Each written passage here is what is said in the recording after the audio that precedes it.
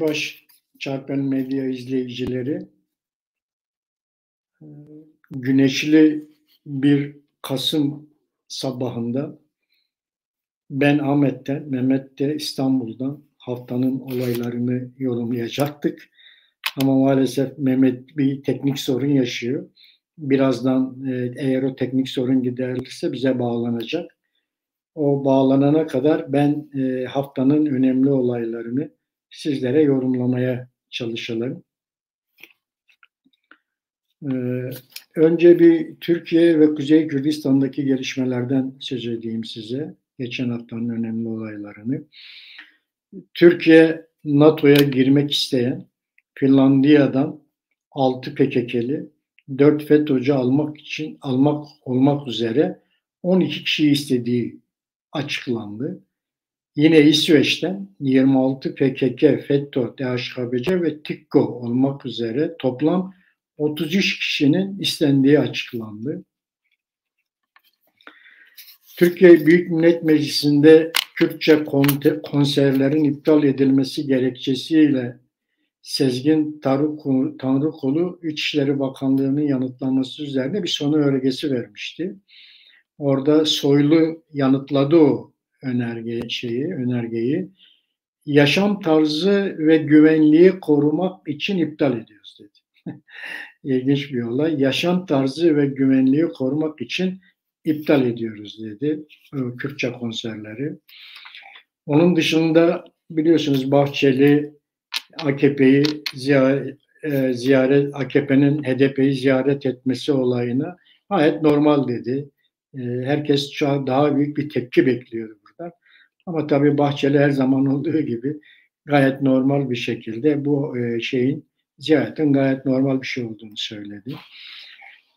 Sayıştay Diyarbakır Belediyesi'nin ana binası da dahil olmak üzere bütün mallarının hacizli olduğunu açıkladı. Bu da ilginç bir gelişmeydi. İlk defa duyuruldu bu kamuoyuna.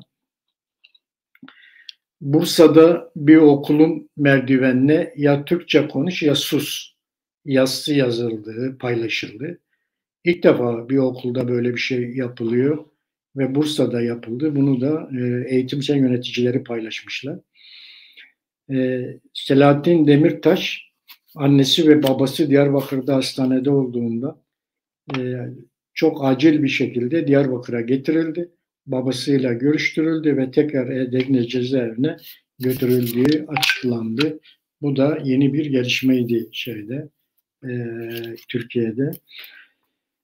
Rojhelat'taki olaylar devam ediyor. Rojhelat'ta İran parlamentosu yaptığı bir oylamada İran'da gösterilere katılanlara idam cezası verilmesi 290 üyeli mecliste 227 oyla onaylandı. Çok ilginç bir şey ve çok büyük bir çoğunlukla onaylandığını görüyoruz.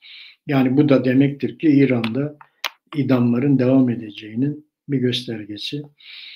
İran'ın Belucistan eyaletinde 15 tutuklunun yaşamını kaybettiği açıklandı.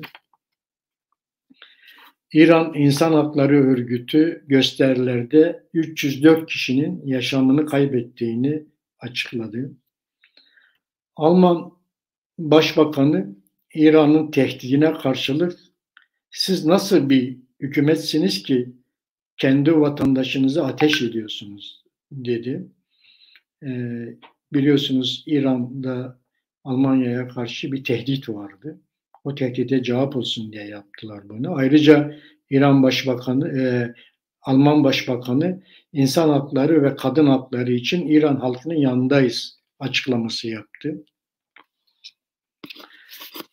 İzlanda ve Almanya'nın başını çektiği 44 ülke İran'da devam eden protestolarla ilgili olarak Birleşmiş Milletler İnsan Hakları Konseyi'ne özel ve acil bir toplantı çağrısında bulundu.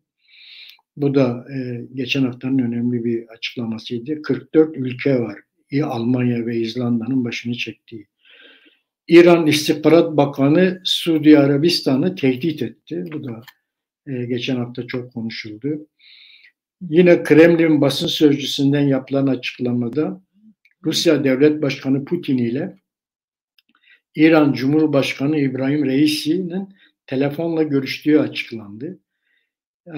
Açıklama çok kısa bir özet olarak verildi ve siyasi ve ekonomik işbirliği konularında ilişkilerin geliştirilmesi üzerinde durulduğu açıklandı. Rojava'da böyle gelişmeler oldu geçen hafta. Yine Irak'la ve Güney Kürdistan'la ilgili şey yapalım. KDP'nin biliyorsunuz en büyük şey KDP'nin 14. Büyük Kongresi'ydi ve kongre tamamlandı. Politbüro üyeliğine 17 kişi seçildi. Politbüro'da yer alanların parlamento ve hükümetteki görevlerinden istifa edecekleri açıklandı. Politbüro'ya girenler hem parlamentodaki görevlerinden hem de hükümetteki görevlerinden istifa edecekler. KDP'nin 14. Kongresi'nin sonuç bildirgesi de açıklandı. Bu bildirgeye göre kadınların merkez komiteye katılımına %15'ten az olmayacağı kotası getirildi. %15 kotası getirildi merkez komiteye kadın kontenjanıyla ilgili. İktidarın kaynağı halktır açıklaması sonuç bildirgesinde vurgulandı. Parlamenter sistemin güçlendirilmesi konusu yine güçlü bir şekilde vurgulandı bu sonuç bildirgesinde. Güçler ayrılığı dengesinin korunacağı söylendi. Güçler, yani yasama, yürütme, yargı güçler ayrılığının dengesinin korunacağı söylendi. Hukukun üstünlüğü vurgusu yapıldı bu gösteride. Kürdistan bölgelerindeki çok kültürlü yapı ve birbirine kabul ve saygı kültürünün korunmasına vurgu yapılmıştı. Kürdistan'daki tüm sorunların diyalog ve anlayışla çözülmesi konusunda yine sonuç bildirgesinde vurgulanan konular arasındaydı. Suriye ve Rojava'ya baktığımızda Türkiye DSG'nin kontrolündeki bölgelere su verilmesini engelliyor açıklaması yapılmıştı. İlginç bir şey, bu hayati bir sorun. Su verilmesinin engellenmesi söz konusu Türkiye tarafından. Suriye Dışişleri Bakanı İran'ı desteklediklerini açıkladı. Tam da bu arada Rojava'daki olaylar devam ederken Suriye Dışişleri Bakanı İran'ı desteklediklerini açıklıyor. Aynı zamanda Putin telefonla görüştürülüyor ve görüşüyor falan. Amude sineması yangınının 62. yılının yıl dönümü bugün. Biliyorsunuz çok ilginç bir olay yaşanmıştı 62 yıl önce. Kürt öğrenciler film izlemek üzere sinemaya götürülüyorlar ve sinemada bir yangın çıkarılıyor. Polisler kapıyı tutuyor ve çocukların dışarıya çıkması engelleniyor ve büyük bir katliam yaşanmıştı Suriye'de 62 yıl önce bugün. Ölenlere rahmet diyelim. Enekeseli Büro PKK Kürt Birliği'nin önüne engel koyuyor açıklaması yaptı. Bu da geçen hafta yine konuşulan bir açıklamaydı. Türkiye'nin son Şam Büyükelçisi Ömer Orhun, Ankara ile Şam ilişkilerinde ilerleme olmadığını açıkladı. İlk defa basına böyle bir açıklama verildi. Bunun devamında da birincisi Türkiye için güvenlik sorunu çok önemli dedi. Birinci bunu vurguladı. İkincisi de şu anda Suriye'de 4 idari bölge var dedi. Bunu açıkladı. Türkiye'nin Suriye Büyükelçisi. İlk defa kamuoyuna böyle bir açıklama yapıldı oradan. Dünyada da en önemli konu geçen hafta ABD'deki seçimlerdi. ABD'deki seçimler başta eyaletler olmak üzere senato üyelikleri için seçimler 8 Kasım'da ara seçimler yapıldı. Senatoda kontrolün demokratlara geçtiği söyleniyor. Ama daha henüz seçim sonuçları bu hafta kesin açıklanacak. Bilindiği gibi 100 senatör var. 100 senato üyesi var ABD'de 35 üyesi için seçim yapılıyor şu anda. Ve 36 eyalet valisinin seçimi yapılıyor, yenileniyor bu seçimlerde. Cumhuriyetçilerin 25 eyalet veya valisi var şu anda. Demokratların 23 eyalet valisi var. Bunun da sonuçlarını önümüzdeki hafta alacağız. Öyle gözüküyor. Hem Kürdistan'ın parçalarındaki hem de dünyadaki önemli olayları böylece özetledikten sonra ve Mehmet Gül'ün teknik sorununu özetledik. Her zaman Mehmet merhaba. Merhaba abi. Hayrola Mehmet, ne yaşadın? Ya benimle alakalı değil. Buradaki yani bu bölgedeki bir arızayla alakalıymış. Neyse ki vallahi tam zamanında giderildi. Yani ben telefondan bağlandım ama baktım bilgisayarda yani zaten giderilecekmiş. Yani aslında dediler ki ben aradığımda yani olmaması lazım. Vardı burada bir uyarı ama bir baktım gerçekten bağlandı yani. Kendiliğinden bir sorun çıkmadı. Evet. Yani her zaman seninle olacak değil. Arada bir bizim de olsun ama bu zaten bizden kaynaklanan bir olay değildi. Doğru valla. Doğru. Nasıl işte ben İzmir'de sorun yaşıyorum ama Ahmet'te hiçbir sorun yaşamıyorum. Evet, o senin şeyle alakalı. Yani o İzmir'dekinin Turkcell'le alakalı olması. Yani doğru, evin konumuyla ilgili biraz belki de. Bir de o mobildir ya. O daha çok mobil yani şey üzerinden hizmet veriyor. Bu Türk Telekom daha çok kablolu üzerinden hizmet verdiği için o bakımdan daha bir avantajdır. Anladım. Yani mobil biraz zor. Evet. Evet. Mehmet ben sen yokken özetlemeye çalıştım. Evet, hem evet. Dört parçadaki gelişmeleri hem dünyadaki özellikle ABD seçimleriyle ilgili biraz açıklama yaptım izleyicilerimize. Yine biz her zamanki gibi Kuzey Kürdistan ve Türkiye'den başlayalım dedim. Evet, evet. Tabii geçen haftanın en önemli olayı AKP'nin HDP'yi ziyaretiydi. Kesinlikle. Evet. Nedense Hala devam ediyor. Evet, Kürt meselesi konuşulmuyor. Kürtlerin talepleri konuşulmuyor. İşte kim kimi ziyaret etti, ne oldu, ziyaret olur mu olmaz mı konuşulmaya bak. Bunlar gündemi alıyor. Hem siyasetin hem toplumun gündemine bunlar getiriyor. Halbuki tabii bizim beklentimiz Kürtlerin talebinin siyaset ve toplumun gündemine getirilmesi iken özellikle bunlar getiriliyor. Ne dersin bu konuda? Sen de izleyebildin mi bu haberleri? Evet ben izledim ama yani bu bence sembolik de olsa önemli bir şeye de işaret ediyor.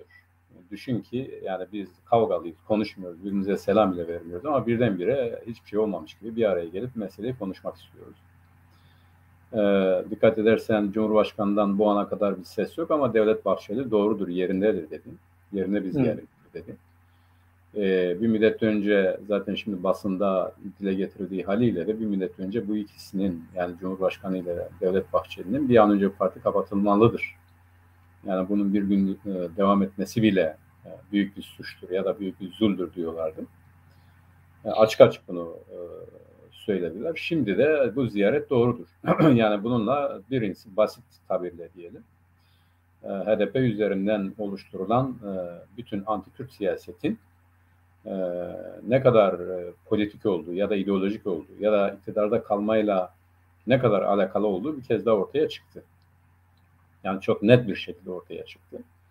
Tabii bunu siyasetle ilgilenenler böyle algılıyor, böyle söylüyor ya da bu böyle diyebiliyor ama bunun halk nezdindeki algısı nedir, halk nezdindeki durumu nedir onu bilemiyoruz.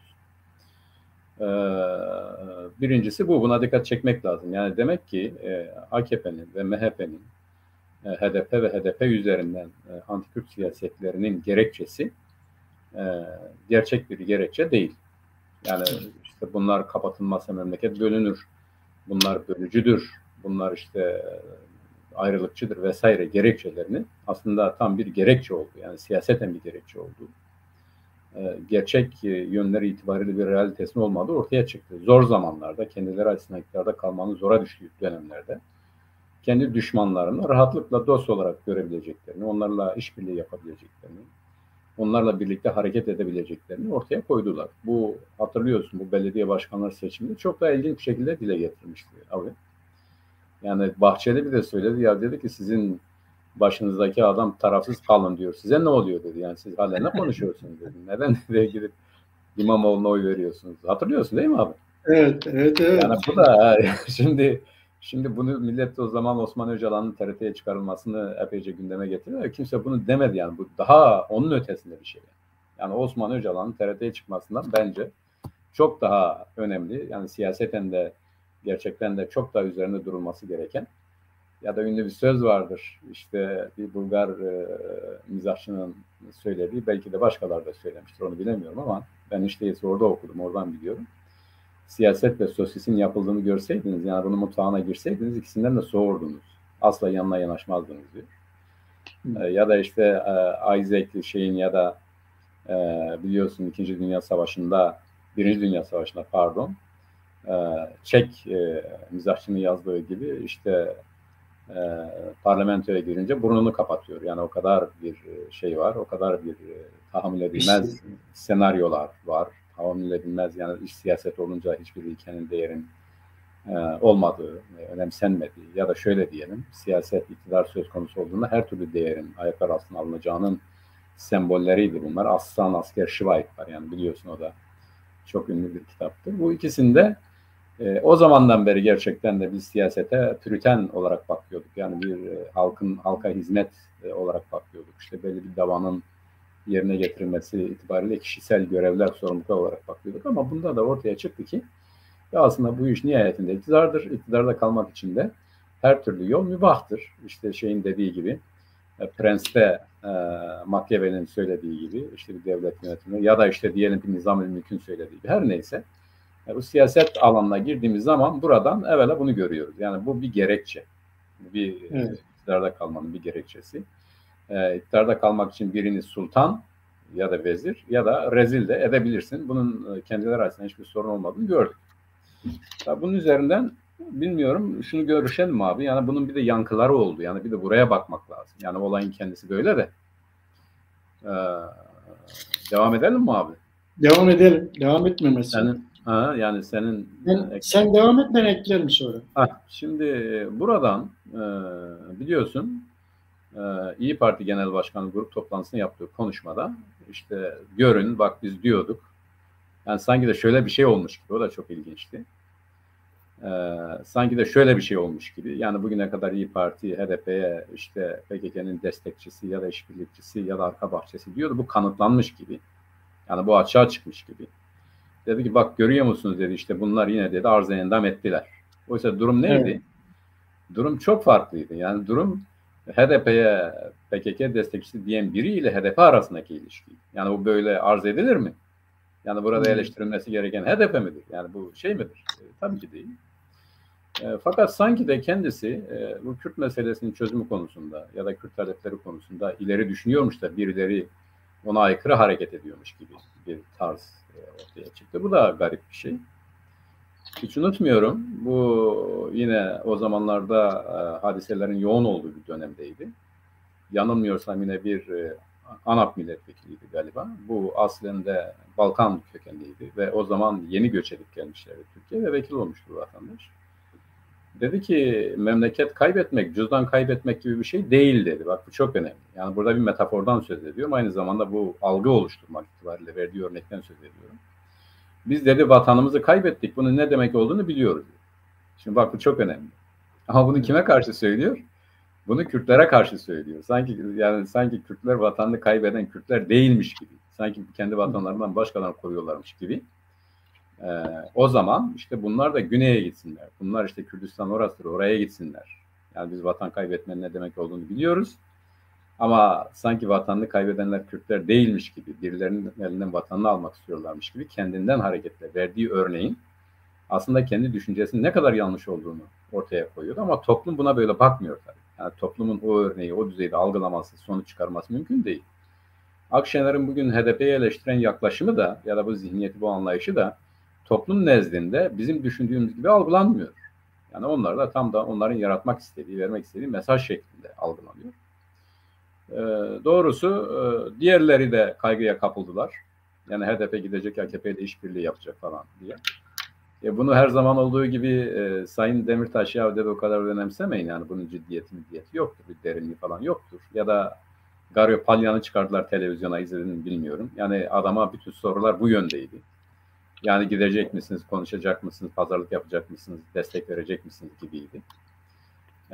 Garopalyan orada tabii bazı gerçeklere dikkat çekti ama aynı zamanda kendisinin de, yani bu HDP'nin de o cenahta olması itibariyle dediği en demokrat parti HDP'dir. Aslında ne kadar antidemokratik olduğunu, yani mesele Kürt meselesi olduğunda, mesele demokrasi meselesi olduğunda HDP'nin bütünüyle öbür tarafa şartlandığına, gerçek anlamda bir demokratik süreç, gerçek anlamda bir demokratik yansıtlaşım, gerçek anlamda bir demokratik eylem bakımından HDP'nin çok bencil olduğunu adeta unuttu. Yani bugüne kadar HDP'nin kendi siyaseti dışında bir başka kesimle ilgili, yani diyelim ki Kürtlerin oyunu alıyor ama Kürtlerin talepleriyle ilgili anlaşılabilir, net, kabul edilebilir, herhangi bir söylemin olmadığını bir türlü gündeme getirdi. Orada beşli prensiplerini yine gündeme getirdi. Yani kadın meselesi, gençlik meselesi, çevre meselesi, ekonomik mesele ve Kürt meselesi dedi. Yani Kürt ve Alevi meselesi dedi. Yani bunlar çok farklı şeyler yani. Bunu böyle hizalamak, sunmak, sıralamak zaten en büyük antidemokratik anlayış ve tutumdur. Ama şunu da diyemedi orada. Bu da çok garip bir şeydir. Yani nihayetinde bugün HDP bir siyasal partidir. Herkesle görüşebilir ve birisi de HDP'yi ziyaret edebilir. Bunların tutumları yanlıştır ama nihayetinde siyasetin içerisinde, yani bu tarz siyasetin içerisinde bu vardır. Bugün HDP'nin yapması gereken de gerçekten de AKP bir değişikliği yapıyorsa buyurun yapın demesidir. Yani ben seninle bunu konuşmam, seninle bunu etmem, eylemem de nedir? Yani konuşmuyorsan görüşmezsin, görüşüyorsan konuşuyorsun demek.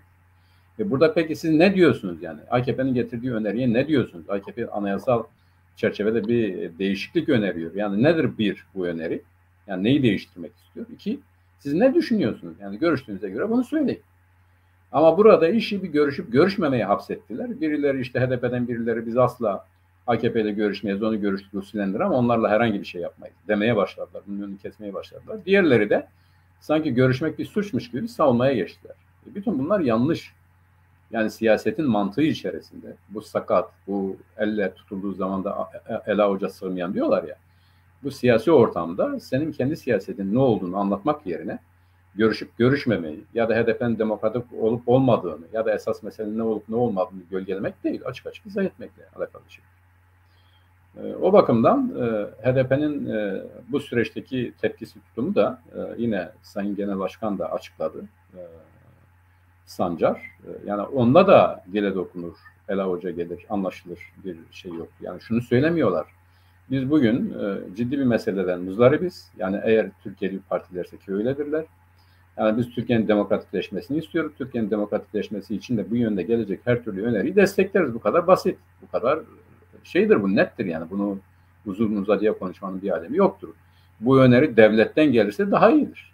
AKP'de eğer bu devletse, devletleşmişse ya da zaman zaman diyorlar artık devletle parti eşitlenmiş diyorlarsa, yani bu da eğer demokratikleşmek istiyorsa, bir takım değişikliklere gitmek istiyorsa bunları görürsün, getir dersin. İyiyse evet biz bunu destekleriz dersin. Yani bunu büyütmenin, AKP nezdinde belli bir partinin şahsında olabilir ya da olmayabilir demenin, yani işi oraya hapsetmenin anlamı olabilir mi? Buradan da görüyoruz ki aslında taraflar böyle bir gösterme iş peşindedir. Yani göstermelik bir takım şeylere gidiyorlar. İşin aslıyla ilgilenmiyorlar. Bütün bunlar işte önümüzdeki süreçte yapılacak olan seçimlerle alakalı bir takım yatırımlar olduğunu görüyoruz her iki taraf açısından. Yani mesela HDP görüşmese birileri diyecek niye görüşmediniz? Çünkü HDP'nin de bu konuda içinde yani böyle sapasağlam diri bir anti-AKP'cilik yoktur. Anti-AKP'cilik vardır, bu doğru. Yani ne olursa olsun AKP ile iş yapmayın diyenler var, bu doğru. Sayın Demirtaş bunu açık net bir şekilde söyledi. Ama aynı zamanda yani AKP eğer olumlu adım atarsa ya bununla da olabilir, yani yeniden diyalog içerisinde olabilir diyenler de var.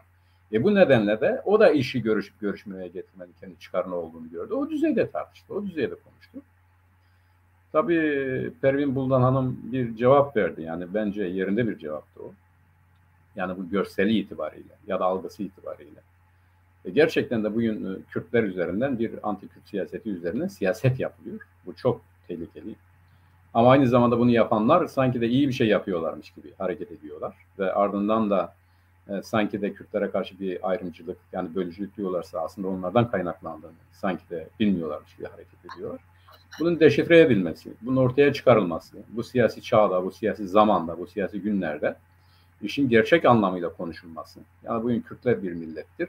Bu milletin kendisine göre hakları vardır. Bunu kabul etmek lazım. Bu kadar basit bir şeydir. Yani bunun üzerinde fırtına koparmanın. Hani dersin ki ya tamam yani Var mı Kürtler var? Hakları var. Nerede bunlar? Niye tanımıyorsunuz? Yani meseleyi böyle konuşmak, böyle ortaya koymak yerine görüştün görüşmedin, sen sert konuştun, yok sen suçladın, bu yaptın, şu yaptın gibi hadiseler işin şeyiyle yönelik, hastacıla kısmıyla alakalı ve görseli oluşturmaya yönelik tutumlardır diye düşünüyorum. Diğer taraf epey panikledi tabii. Yani bu Millet Cephesi epey panikledi. HDP gidiyor. Zaten HDP'yi de almıyorsunuz yanınıza.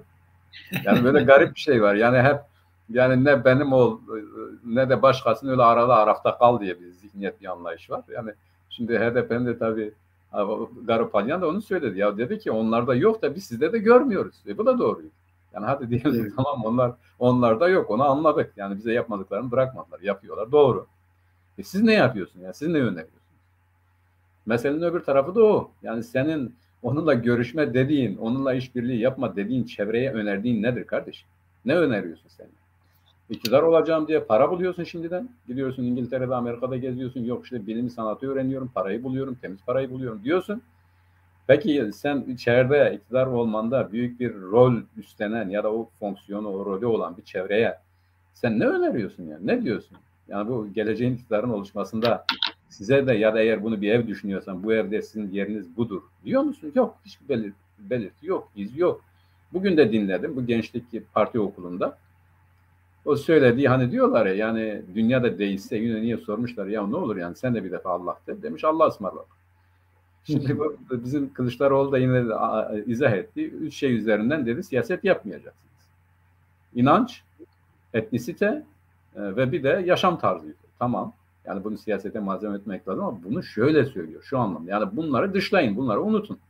Evet. Sosyal devlet, işte düşünce özgürlüğü vesaire. Tamam kardeşim ama eğer bir rejim, bir etnisiteyi, bir yaşam tarzını, bir inancı yok sayıyorsa yani bunun üzerine siyaset yapma ama bunun üzerinden siyaseti gündem dışına çıkarmanın tek yolu var. Bunları olgu olarak kabul edip yasal düzeyde meşrulaştırmaktır yani. Yani eğer bunların sen haklarıyla, hukukuyla, yaşam biçimiyle, inancıyla, diliyle, kültürüyle vardır ve böyle yaşaması bir haktır, kimse buna dokunamaz diyorsan bu ayrı bir şey. Hayır bunun üzerine siyaset yapma demek ama onun yanında da sosyal devlet, düşünce özgürlüğü vesairesine çıkar demek bu başka bir şey. Sen birincisinde gerçekten hak hukuktan söz ediyorsun. Eğer bir çözüm öneriyorsan bu çerçevede hareket ediyorsun. Hayır ikincisine hareket ediyorsan bir şeyi gizliyorsun, bir şeyi yok sayıyorsun, onu önemsemiyorsun. Yani fiilen bir şeye izin vermek ayrı bir şeydir. Fiilen ve resmen bir şeyi teyit etmek, kabul etmek, onu öyle görmek ayrı bir şeydir. Bizde bir söz vardı. Hak yuhin ardutina. Yani diyorlar ki yaratıcı da onu öyle yaratmış. Yani olduğu gibi kabul ediyor.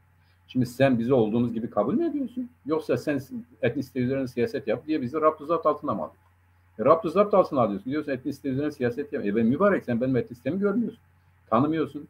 Dilime izin vermiyorsun. Kültürüme izin vermiyorsun. İnancıma izin vermiyorsun. Nasıl ben bundan siyaset yapmayayım yani? Ben diyorum kendi dilimi konuşmak istiyorum. Kendi dilimde eğitim görmek istiyorum. Kendi kendimi yönetebilecek kadar aklı baliye sahibim. Öyle değil mi? Yani bana askerlik yaptırıyorsun. Benden vergi alıyorsun. Benden vatandaş olarak görevlerimi hatırlatıyorsun anayasa. Haklarıma gelince hiçbir şey yok. Yani ya da böyle absürt bir durum vardır. Herkes evlenebilir, Kürtler evlenemez. Çalaçoğlu sahibi olamaz. Zaten 5-10-15'te buradan çıktı yani. O bile onların gözüne batıyor. Bizim ürememiz bile kendileri açısından bir soruna dönmüş. Yani kültürel varlığımız, siyasetimiz, haklarımız, hukukumuz boş ver. Bak bu çok önemli. Bizim diyorlar ya varlık olarak kendimizi devam ettirmemiz bile onların gözüne batıyor. Bundan bir siyaset üretiyorlar. Bir siyaset çıkar. Kürtler çoğalıyor. Bizi egemenlikleri altına alacaklar. Ya böyle bir saplantı var. Bunu her zaman söylüyorlar. Bunun için planlar, programlar, siyasetler oluştururlar.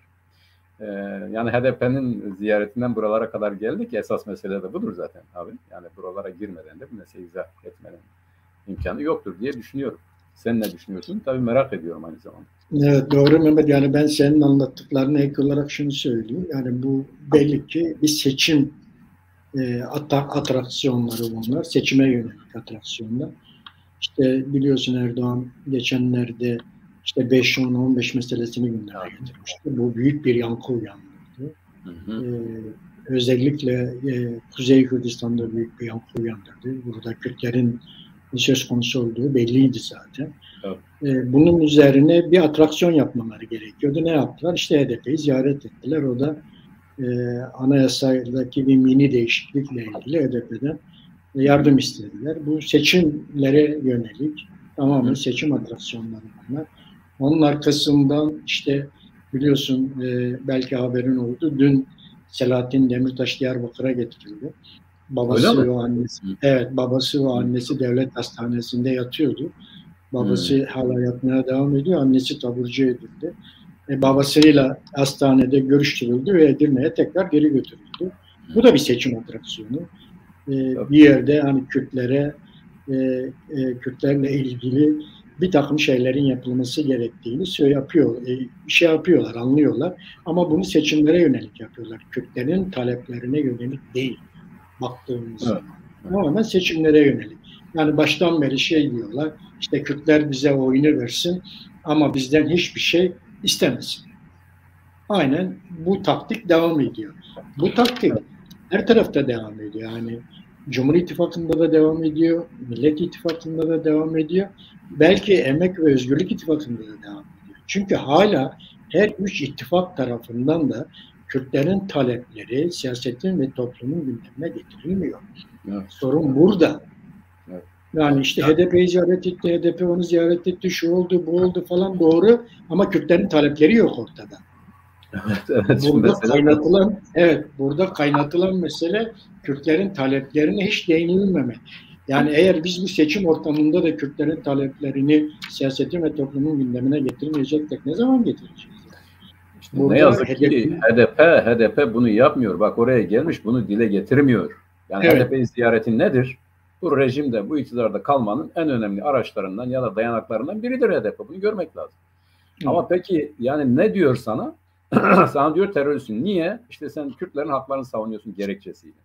Ya orada bunu de ki yani bu mesele bu. Yani sen evvela bu konuda beni yaptıysan, ibra ettiysen, ben terörist değilsem, bana kadar geldiysen, biz artık temizsek. Yani neydi bizim aramızdaki mesele? Beni terör örgütünün destekçisi say. Şimdi görmüyorsun demek. Ya da destekçisem sen de benim gibi destekçi oldun. İkimiz aynı yerdeyiz. Nedir bizi kirleten ya da aklayan, ibra eden? İşte Kürt meselesi. Bu kadar basit bir şeydir. Bunu konuş, bunu dile getir. Yani bizim prensiplerimiz bunlar. Sadece değil abi yani sadece Türkiye'de iktidarda kalma değil. Bak daha dün yine haber geliyor. Bir ölüm alanı oluşturdular. Neresi burası? İşte bugün Kandil yani Güney ile Kandil arasındaki bölgede yani bu Kandil bölgesinde bir ölüm alanı. Ölümü oraya taşıdılar. Orada birbirlerini öldürüyorlar. Dikkat ediyor musun? Yani haber geliyor bir tane işte uzman şehit düştü ya da 3 tane PKK'li öldürüldü gibi. O alanla alakalı. Ölümün alanı haline gelen adeta bu bölgede hep ölüm haberleri geliyor. Yani artık ölümü oraya hapsetti. Orada birbirlerini öldürüyor ediyor. Ya bu Türkiye Cumhuriyeti Devleti'nin bak basit bir örnek vereyim abi. Şimdi bir ara biliyorsun Bask hadisesi Avrupa'nın gündemindeydi. Yani Avrupa'da işte orada bomba patlatıldı. Kim yaptı? Bask yaptı. Pardon ETA yaptı. Orada Bask bölgesinde orada oldu ETA yaptı. Burada oldu ETA yaptı. En son ETA'cılar dediler ki yani bu legal alandaki partiye Heribata Suna'ya sıçrayınca dediler ki biz herhangi bir şart ileri sürmeden liderleri bunu söyledi yani. Yani ETA'nın lideri hala içeridedir. Biz silahlı mücadeleyi bitirdik dedi. Şimdi İspanya'da ne oldu? Biz şimdi bir silah külah işi duyuyor muyuz? Hayır. Bask'ta ne oluyor? Bask'ta normal demokratik yollarla siyasetle iktidara gelmek oluyor. Yani kendilerini yönetiyorlar. Bir özerk bölgedir. Asayişleri var, ekonomileri var, bunları var, şunları var. Dikkat et, İspanya'nın ayaklarına dolanan şu veya bu şekilde onu her zaman gerileten hadise bu şekilde bitti. Yani diyelim ki el altından onlara ne taviz verdiler onu bilmiyoruz ama zaten Franco'nun ölümünden sonra işte Felipe González'la beraber başlayan o PSO'nun iktidara gelmesiyle başlayan demokratikleşme sürecinde bu 6 tane bölgenin özelliği var zaten. Yani bunlar yerel hükümetleri de olan bölgeler. Bask da öyledir yani. Her ne kadar bir kısmı Fransa'da öyle değilse de İspanya'daki öyledir. Bunu bir biçimde çözdüler. Yani hani diyor ya Engels'in deyimiyle yani tarihsel olarak bir meselenin çözümü herhangi birinin dediği gibi değil. İkisini de kabul edebileceği ortalama bir düzeyde gerçekleşiyor. İşte bir ortalamasını buldular. İngiltere'ye bakalım abi. İRA vardı hatırlıyorsun. Yani bu hayırlı Cuma'ya kadar Amerika bile İRA'ya silah gönderiyordu ya. Açıktan destekliyordu Amerika Birleşik Devletleri. Çünkü çoğu İrlandalıydı. Başkanları İrlandalıydı. Yani kendi memleketlerine sahip çıkıyorlardı. Destekliyorlardı. Ne oldu? Hayırlı Cuma'yla beraber İngiltere'nin terörist dediği adam geldi İngiltere'de Yani temsil edilir oldu. Kraliyet parlamentosuna girdi. Yani şimdi mesele kapandı. Var mı bir İrlanda meselesi? Yok. Yani onlar da bir ortalamayı buldular. Bu tarafların istediği gibi değil ama kan akmaktan alıkoyacak bir çözüm buldular. Değil mi abi? Şimdi Evet. bugün Türkiye'nin her gün sadece bize değil, hani diyorlar ya bizi mezara gönderiyor. Ya sadece biz değil, bak kendilerinin de mezara gidenleri, kendilerinin de kan kaybına. İngiltere'de öyleydi, İspanya'da öyleydi. Kan kaybına neden olan bir hadiseyi görmüyor. Bak hiç kimse görmüyor. Yani birisi demiyor ki arkadaş bu meselenin esası bu. Demokrasi dediğin şey bugün bizim Kürtleri istediğimiz gibi yaşamaya mecbur etmemizin sonucudur. Eğer biz demokrasi diyorsak bundan kurtulacağız. Yani biz de kurtulacağız bundan. Yani normal bir insan olarak yaşayalım. Yani birilerine gözyaşı akıtmak, bir kan dökmek, birilerini hep öldürmek üzerinde değil. Yani biraz da kendimizi hissederek yaşayalım. Geleceği düşünelim. Daha demokratik bir toplum diyelim. Ama bunun esası da bizim köle olarak tutmak için her şeyi seferber ettiğimiz meseledir. Yani Kürtlerdir. Kürtleri köle olarak tutmak bana pahalıya mal oluyor. Ben düşüncemi dile getiremiyorum. Ben evrensel olamıyorum. Ben aşktan söz edemiyorum. Ben meşkten söz edemiyorum. Hep ölüm. Hep gözyaşı, hep kan. Hep birbirlerini suçluyorlar. Sen hainsin, sen teröristsin, sen işbirlikçisin falan. Ya bu taşınabilir bir şey değil ki. Yani toplumu şizofren ettiniz. Bugün yani Kürtlere karşı savaşmaktan şizofren olmuş binlerce insan var. Sakat insan var. Ölü insan var. Yani bu sürdürülebilir, devam ettirilebilir bir şey değil yani. Bugün işte ben 25-30 kilometre derinliğinde Suriye'nin kuzey diye tabir edilen Güneybatı Kürtlerini egemenlik altına tutacağım. Nasıl yapacaksın? Burayı bana verin, ben burayı tutacağım. Ya senin olsa bile 900 kilometre, 25 kilometreyi sen tutamazsın. Bu mümkün değil. Seni aşar. Hiçbir güç de tutamaz yani. Sen neden buna hevesleniyorsun? Bak geldin en son HTŞ'ye mecbur oldun. HTŞ nedir? Şeriatçı bir örgüttür. Suriye'deki konum bellidir. Ondan medet ummaya başladın. Afrin'i ona teslim etmeye çalışıyorsun. Bu sana yar olmaz. Mümkün değil. Nedir akıllı, nedir insanca tavır, tutum? Ya bunlar var. Bunlar bir olgu. Bunlarla beraber kendi güvenliğinde teminat altına alacak şekilde oturup konuşup anlaşmalıdır. Adam senin sınırların dışında bir yaşam tarzı savunuyor. Suriye devletiyle yaşıyor. Adam zaten söylüyor. Ben hakkımı hukumu istiyorum. Özellik istiyorum. O da kültürel özellik istiyorum. Yani bırakın ben kendimi yaşayayım diyor. Bunun sana ne tehlikesi var? Ama bundan hareketle bak dronlarmış, toplarmış, bombalarmış, uçaklarmış, buraya giden bütün gelirmiş bu toplumun yoksullaşmasına, sefilleşmesine sebep oluyor. Bizi mezara göndermeleri bir tarafa, kendilerinin de iyi bir hayat yaşamamasının tek nedeni işte Kürtleri istediğim gibi yöneteceğim demenin eseri. Bundan vazgeçeceksin. Yani örneklere bak. Yani işte az önce verdik. İrlanda'ya bak, işte şeye bak, Bask'a bak, ETA'ya bak, İspanya'ya bak. Yani bunlar meselelerini çözüyorlar. Ya da geç onu bak şimdi Çekya ve Slovakya var. Bunlar bir ara beraberlerdi. Ya işte Václav Havel dedi ki arkadaş bu böyle olmuyor dedi. Yani bunların içerisinde ayrı kalmak diye bir ukde var. Bu gerçekleşsin. Gerçekleşti. Dünya mı kimse duymadı, kimse ciddiye de almadı. Ya bunlar ayrılıyor hadi gelin biz bunları birbirine.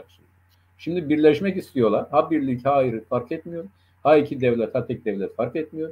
Yine eski komşuluk ilişkileri, eski dostluk ilişkileri devam ediyor.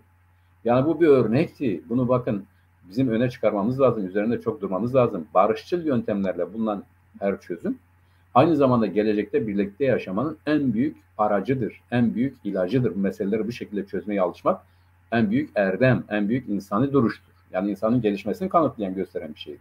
Konuşarak meseleleri çözmek. Hayır ben dediğimi yapacağım. Yapamazsın kardeşim. Kaç senedir dediğini yapmaya çalışıyorsun? 200 senedir. Oldu mu? Olmuyor. Yok bitireceğim. Bu da olmaz. Yani bunlar hep senin gibi Türkçe düşünse, Türkçe konuşsa da olmaz. Çünkü bu tarihsel realiteyi yok saymanın imkanı yok. Özdağ diyor ya, Ümit Özdağ. Biz diyor işte sizi yapamadık ama çocuklarınızı yapacağız. Onlar olmasa bile torunlarınız kesin Türk olacak. Ya Türkçe konuşacak. Olmaz ama. Türkçe konuşurdu ama o Türk olmaz yani. Çünkü tarihi biliyorum. Tarihi silemezsin ki. Yani ne diyelim 100 yıl geriye gittin mi ya Kürtler. İşte 10 yıl geriye gittin mi Kürtler. 20 yıl geriye gittin mi Kürtler. Hala öyle. Şimdi bu bir tür hastalıktır. Yani gerçekten de tarihe baktığın zaman bu şekilde çözülen hiçbir mesele yoktur. Bak İskoçya ile İngiltere'ye bak. Yani 3 tane ana bölgeye bak. İskoçların tarihi işte diyelim Cesur Adam'dan beri biliyoruz. Ve o günden beri bak aynı dilde konuşuyorlar. Dilleri de aynı, kültürleri de aynı. Aynı coğrafyada yaşıyor ve bize çok benziyorlar gerçekten de. Aynı coğrafyada yaşaması itibariyle. Ya hala diyorlar ki biz ayrılacağız. Zaten bak parlamentoları var, başbakanları var. Asayiş kendi ellerinde ekonomik plan proje yapabiliyorlar. Sadece o ada çevresindeki zenginlikler ortaktır. Bunu bile kabul etmiyorlar. Bu bir ukde ya. İnsanın içerisine yerleştiği zaman bunun gerçekleşmemesi durumunda hep gündemde kalıyor. Bunu böyle algılamak lazım. Ya bugün Kürtler diyor ki biz kendi kendimizi yöneteceğiz kardeşim. Kendi dilimizi konuşacağız. Bu yanlış da olabilir. Yani diyor absürt bir talep de olabilir. Fakat bu bir defa bunların içerisine yerleşmiş, bunlar bunu sorun haline getirmişse bu gerçekleşmeden bu meselenin çözümü mümkün değil. Bu kadar basit. Yani bırakacaksın. Yani bu şuna benziyor. Yani herkese şunları yapmak haktır. Kürtler hariç. Bu zaten büyük adalet. Yani sırf bu nedenle olsa bile, adaletin temini için olsa bile bu meselenin çözümü adına birileri ortaya çıkacak, birileri talep edecek, birileri söyleyecek. Evet abi. Evet, biz zaten barışçıl çözüm için diyaloğun şart olduğunu söylüyoruz. Zaten bu iş diyalogla çözülecek. En sonunda işte devletle Kürt halkının temsilcileri arasında kurulacak bir masada alınacak kararlarla çözülecek bir olaydır. Tabii doğru olan görüşmelerin olmasıdır, diyaloğun olmasıdır, çözüm odaklı olmalıdır. Yani getirdiğiniz çözümün, problemin kendisi olmaması gerekir. Evet. Gerçekten çözüm olması gerekir. Eğer getirdiğiniz çözüm problemin kendisi oluyorsa orada sorunu çözmek mümkün değildir. Aynen. Önemli olan çözüm odaklı olmaktır. Problemi çözmeye yönelmek gerekir. Biz zaten bunu her zaman söylüyoruz. Bu diyalogla olacak bir şeydir. Diyalog olmadan böyle bir şey olmaz. Elbette ki işte AKP'nin HDP'yi ziyaret etme olmaması zaten kötü bir şeydi. Olması doğru bir şeydir. Hepsi parlamentoda grubu olan şeylerdir. Bu nedenle bunların aralarındaki diyalog önemli. Ama burada bizi ilgilendiren mesele nedir? Bizi ilgilendiren mesele Kürtlerin taleplerinin bu ziyaretlerde dile getirilmemesi. Asıl burada önemli olan şey odur. Yani eğer Kürtlerin 6 milyon oyunu alıyorsanız Kürtlerin taleplerini orada dile getirme zorunluluğunuz da var. Bunu da düşünmeniz lazım. Bir emek özgürlük ittifakı kuruyorsanız Kürt sorunu deyip geçemezsiniz yani. Bu öyle üstü kapalı bir şekilde bu işi kapatamazsınız. Artık Kürtlerin neyi talep ettikleri, ne istediklerini siyasetin gündemine getirmekte sizin göreviniz. Bunu yapmanız gerekiyor. Evet. Burada yani bu tür şeyleri yapamadığınız zaman işte HDP'yi ziyaret etti, HDP'de ziyareti bitti, işte günlerce bu konuşuluyor. İşte Bahçeli kalkıyor başka bir şey söylüyor. Bahçeli zaten daha önce de yapmıştı bunu ya. Yani mali seçimlerde sen anlattın işte mali seçimlerde yaptı bunu yani. Tabii. İşte APO'dan gelen mektubun okunmasına karşı çıkmadı. Ondan sonra Abdullah Öcalan'ın kardeşinin TRT'ye çıkmasına da karşı çıkmadı. Onların hepsini içine sindirdik. Burada stratejik bir şey yok. Burada seçim taktikleri konuşuyor. Seçimi almaları gerekiyor. Seçimi almaları için Kürtlerin oyuna ihtiyaçları var. Kürtlerin oylarını almak için de seçim taktikleri geliştiriyorlar. Evet. Şimdi diyor HDP'yi ziyaret ediyor. Selahattin Demirtaş'ı getiriyor Diyarbakır'a babasıyla görüştürüyor, götürüyor. Bunlar hep seçime yönelik taktikler. Bunları yutmamak lazım. Yani burada Kürtlere verilen herhangi bir şey yok. Kürt taleplerinin dillendirildiği yok. Bizim sürekli bunu Kürt taleplerini dillendirmemiz ve toplumun gündeminde diri olarak tutmamız gerekiyor. Bunun üzerine de çalışmalar yapmak gerekiyor. Sadece bütün yani Kürt hareketlerinin buna dikkat etmesi lazım. Evet. Sıcak bir dönemdir. Bu dönemdeki şeyler stratejik değil, hep seçimlere yöneliktir. Bizim onlardan beklediğimiz yani eğer Türkiye'deki sağ ve sol hareketler hem sağ dinamikler hem sol dinamikler, partiler eğer gerçekten bizi Kürtlerle ilgili diyalog kurmak istiyorlarsa kendi kamuoylarına açık net bir şekilde Kürtlerin hangi taleplerini karşılayabileceklerini açıklamaları gerekir. Yani bunu Millet İttifakı da, Cumhur İttifakı da, Emek Özgürlük İttifakı da her üçü de iktidara geldiklerinde, iktidar olduklarında Kürtlerin hangi taleplerini anayasal güvenceye karıştıracaklarını kamuoyu önünde açık, net. Bir de bu konularda açık, şeffaf olmak lazım. Kapalı kapılar ardındaki şeyleri kimin eli kimin cebinde olduğu belli olmuyor. Bu nedenle açık, şeffaf, kamuoyunun izleyebileceği bir şekilde bu konuları gündeme getirmekte ben de diyorum yarar var Mehmet. Aynen öyle. Bu şekilde tabii bunlar yapılırken bir de bakıyorsun ki işte Bursa'da bir okulda okulun merdivenlerine ya Türkçe konuş ya sus sloganı yazılıyor. Yani bu çok ilginç bir olay. Yani uzun zamandır bu tür şeyler yapılmıyordu ama bu defa çok ilginç bir şekilde yapıldı. Bir okulun merdivenlerine yazılıyor bunlar. Bursa'da yaşayan önemli Kürt nüfus da var. Oradaki okulda Kürt çocukları da gidiyorlar. Tabii. Onlara yönelik yapılmış bir olay. Bir taraftan bu yapılıyor, bir taraftan da işte böyle şeyler yapılıyor. O zaman diyaloglar, konuşmaların hiçbir anlamı kalmıyor böyle olduğu zaman da. İşte Diyarbakır Belediyesi'nin hizmet binası dahil bütün malları hacizli olduğu açıklandı Sayıştay tarafından. İşte buydu. Evet. Yani ne anlamı kalıyor diğer şeylerin? Yani bu ziyaretlerin, bunların bir anlamı kalmıyor. Biz de mümkün olduğu kadar Kürt taleplerini dile getirmek için bütün Kürdi partilerin bir arada bir Kürt bloku oluşturarak bu seçim satmanına girildiğinde Kürtlerin de kendi talepleriyle siyasette yer almasını sağlamak gerektiğini altını çizelim ve geçelim.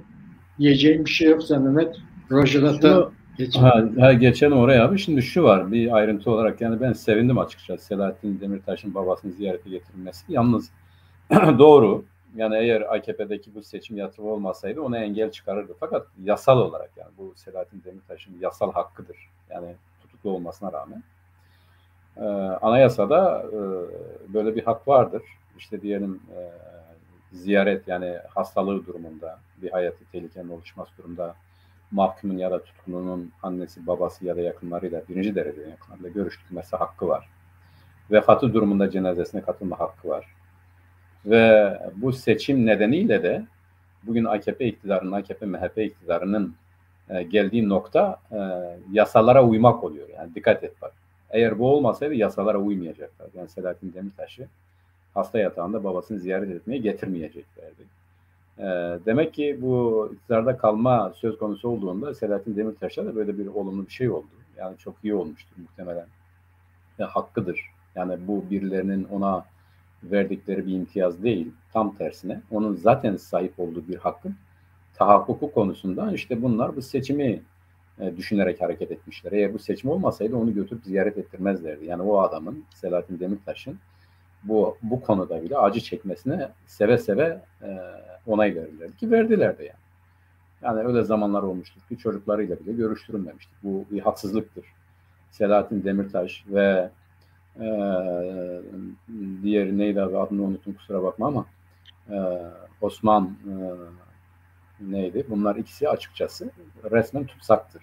Yani siyasal tutsaktır. Bu tabir şöyle bir şey değil. Yani biz de diyelim 12 Eylül'de yattık, biz kendimize tutsak diyoruz, politik tutsak, ama bu biraz daha onun ötesinde bir şeydir. Bu normal şartlar altında iki insanın bütünüyle siyasal sebeplerden hareketle yani birinin seni başkan yaptırmayacağız demesinin adeta cezası olarak, öbürünün de işte bir takım demokratik faaliyetlerde kuruluşlara yardım vesairesi nedeniyle de uluslararası ilişkilerin nedeniyle de adeta cezalandırılması adına resmen tutsak alınmalardı. Bu gerçekten her şart altında hiç şuna buna bakmadan karşı çıkılması gereken ve bu iki insanın derhal bırakılması gereken pozisyonlarıdır. Bunu bilmek lazım, böyle hareket etmek lazım. Şahsen sevindim ben, yani annesinin babasını ziyaret etmesine. Bu çok iyi olmuştur. Umarım iyi duygularla ayrılır. Annesi babasına geçmiş olsun diliyorum. Umarım sağlıklarına kavuşurlar. Umarım Selahattin Demirtaş da bir an önce özgürlüğüne kavuşur. Annesiyle, babasıyla, çocuklarıyla, eşiyle, sevdikleriyle buluşur. Yani onun hak ettiği budur. Bunu söyleyeyim, yeniden Rojava'ya geçelim. Tabii buraya ben bir ekleme yapayım. Bu bir haktır. Yani bu, eğer bunu sadece seçimlere yönelik değilse o zaman bütün tutuklulara, bütün hasta tutuklulara bu toleransın gösterilmesi gerekir. Ama göstermiyorlar işte. Tabii. Göstermiyorlar. Belli ki göstermiyorlar. Evet, seçimlerde yani seçimlerin yaklaşması Selahattin Demirtaş'ın bu hakkın tanınmasına vesile oldu. Yani yoksa onu da engeller verdi. Evet. Eğer gerçekten böyle bir hakkı kabul ediyorlarsa bütün tutuklulara bütün hasta tutuklulara bu özgürlüğün, bu hakkın uygulanması gerekir. Onu kendimden biliyorum abi. Kendimden biliyorum. Benim annem hastaydı, kemoterapi görüyordu. Ben o zaman ÇAP'a bir başvuruda bulunmuştum annemin durumuyla ilgili. Hem bana raporu gönderdiler hem de kemoterapinin sonuç vermeyeceğini ve artık ölüm eşiğinde olduğunu söylediler. Onun üzerine ben savcılığa dilekçe verdim. Savcılık bana annemin vefatının bildirilmesi durumunda mevcutlu olarak benim cenazeye katılacağıma izin verdiler. Yani 12 el şartları biliyorsun. Oradan biliyorum. Ya bu bizim hakkımız değil. Tutuklunun, mahkumun hakkı yani. Oradan biliyorum. Doğru. Doğru. Ben de üniversitede öğrenciydim. Jandarmaların 2 tane jandarmanın arasında sınava giriyor. Evet. Sınavlara giriyordum. Evet. O hakkın yani bunlar, evet, bu senin hakkın yani. Bunların bütün tutuklulara tanınması lazım. Ama tanımıyor. Yoksa bu bir seçim taktiği olarak bizim tarafımızdan da yorumlanır o şekilde. Evet, aynen. Diye geçelim. Rojalat'taki bu şeyler başkaldırı diyelim artık.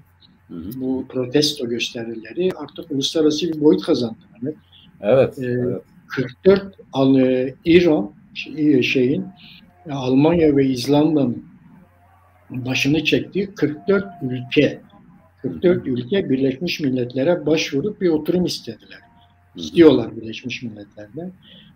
Artık bir uluslararası boyut kazanıyor bu mesele. Giderek daha uluslararasılaşıyor ve işin çözümü daha kolaylaşıyor derken bu defa İran parlamentosu toplandı. 290 üyesi var Mehmet, İran parlamentosunun. 290 üyeden 227'si protestocuların idam edilmesi. Yani bir taraftan iş uluslararası boyutlara taşınırken öbür tarafta da İran giderek sertleşiyor ve başta Hümeyni'nin uyguladığı açık idam. Bir de öyle bir uygulamaları var. Kamuoyu önünde açık idam yapıyorlar korku salmak için.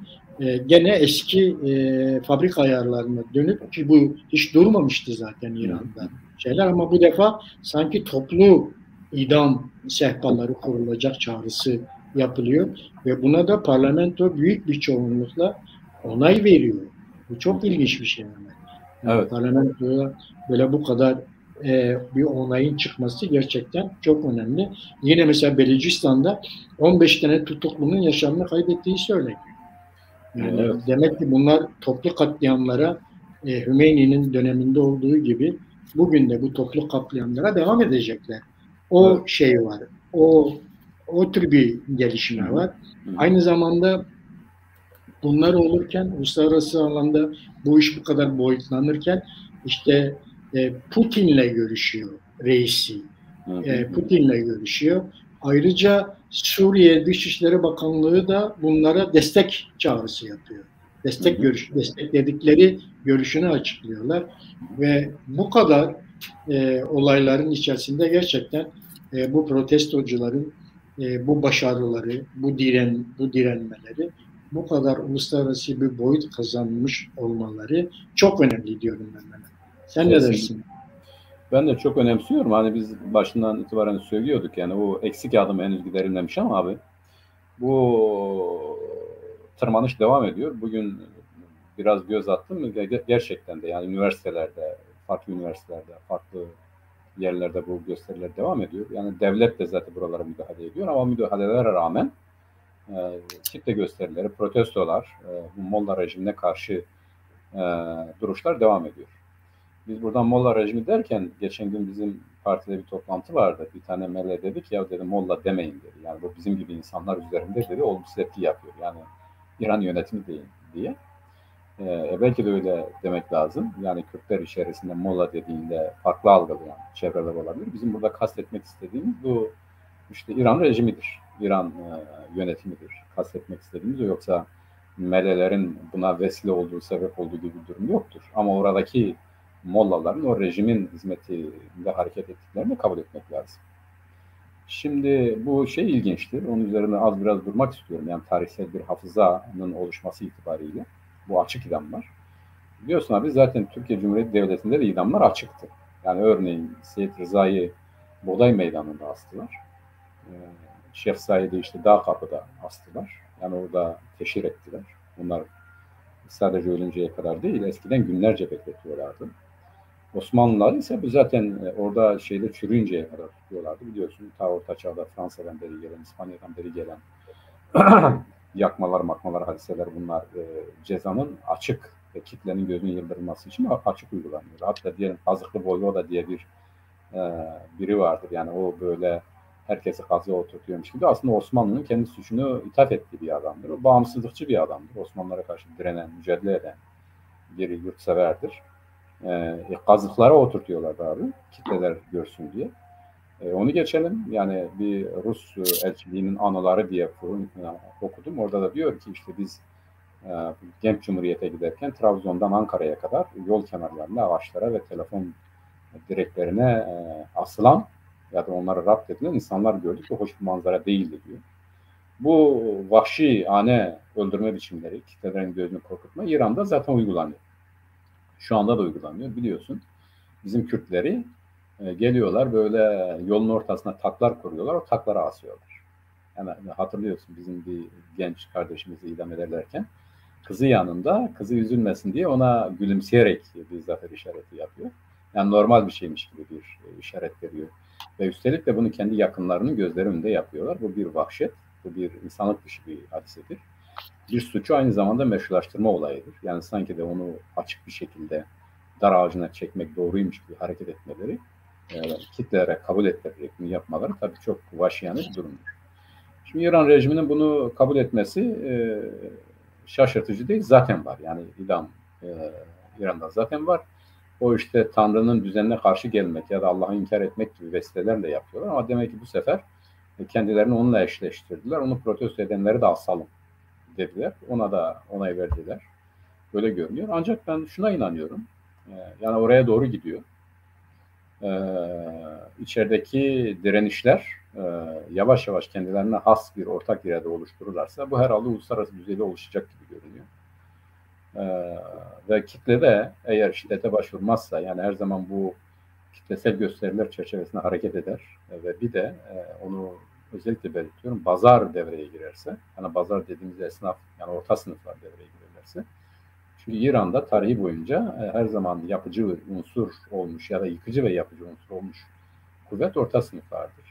Bazar dediğimiz orta sınıflardır, esnaftır. Yani yoksullar ve zenginlerin arasındaki kesimlerin, ticaret yapan kesimlerin iyi kötü hali vakti yani kendisini geçindirebilen kesimlerin devreye girmesi ancak bir toplumsal değişikliğe, bir düzen değişikliğine vesile olabiliyor. Eğer bu konuda da bir ilişki gelişir, bunlar da işin içerisine girişirse yapılan araştırmalar neticesinde %30'a kadar gerilemiş olan belki de daha az bir İran rejiminin artık ayakta kalması zor. Öyle görünüyor. Bir Almanya'nın başvurusu Avrupa'daki bir takım ülkelerin bu konuda harekete geçmesi olumlu tabii. Amerika Birleşik Devletleri'nin açıklamaları da olumlu. Yani umarız bu yönde bir gelişme olur. Fakat yine de şunu bilmek lazım abi. Bugün İran hala güçlü bir devlettir. Bu bir. Yani varlık olarak İran'da en güçlü otorite devlettir. Bunun belli kompartımanları vardır. Bu her kompartıman aynı zamanda kendi varlığı için, kendi egemenliği için de direnir. Nedir? İşte diyelim bir Besiçler vardır. Yani bunlar sivildir ama bir tür nedir? Milis kuvvettir. Bunlar dini kuralları uygulamakla mükellef kesimlerdir. Ki pastarlar vardır. Yani özel kuvvetler diyebileceğimiz şeyler. Bir de ordusu vardır zaten. Yani resmi ordusu ve polisi vardır. Çok kademeli olarak, çok olarak örgütlenmiş bir devlettir. Bu bir. Yani öyle bugünden yarına hemen biz İran'da ciddi bir değişiklik olacak dersek yani yanılırız. Çünkü muhalefet yani bu gösteri yapan kesimlerin bir iradesi, ortak iradesi. Yani siyasete aktarılmış bir ortak iradesi olmadığı müddetçe bu zor. Çünkü öyle bir irade ortaya çıkar ve yeni bir rejim önerirse, yani demokrasi önerirse, herkesin hakkıyla hukukuyla yaşayabileceği bir rejimden söz ederse olabilir.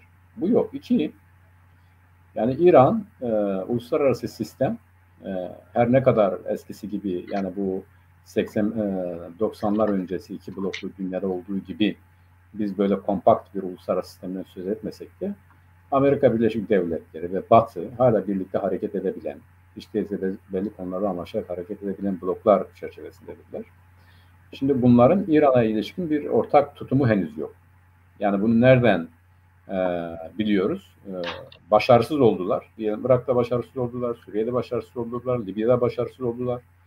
Yani yeni Orta Doğu projesini gerçekleştirirken bunlar gerçekleştiremediler. Yani buralar bir kaos havzasına dönüştü.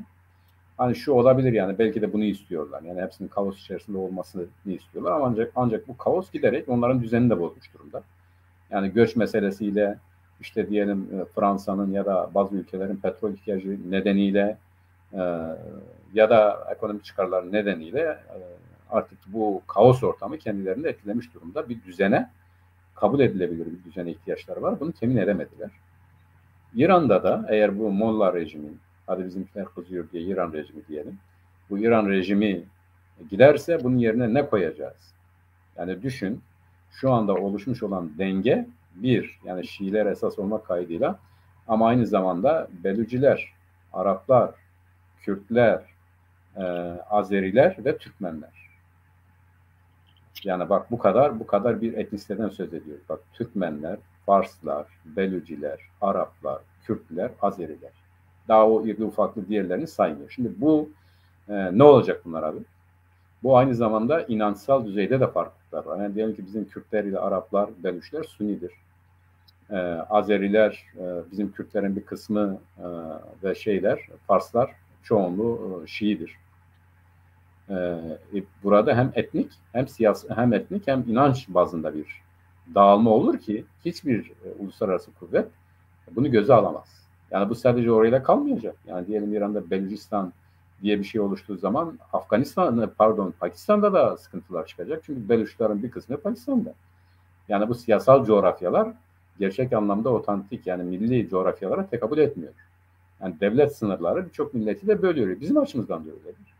Evet. Türkistan dediğin zaman yani hem güney var hem işte doğuya göre batısı var. Yani bu bir de böyle bir durum var. Azerbaycan açısından da öyledir.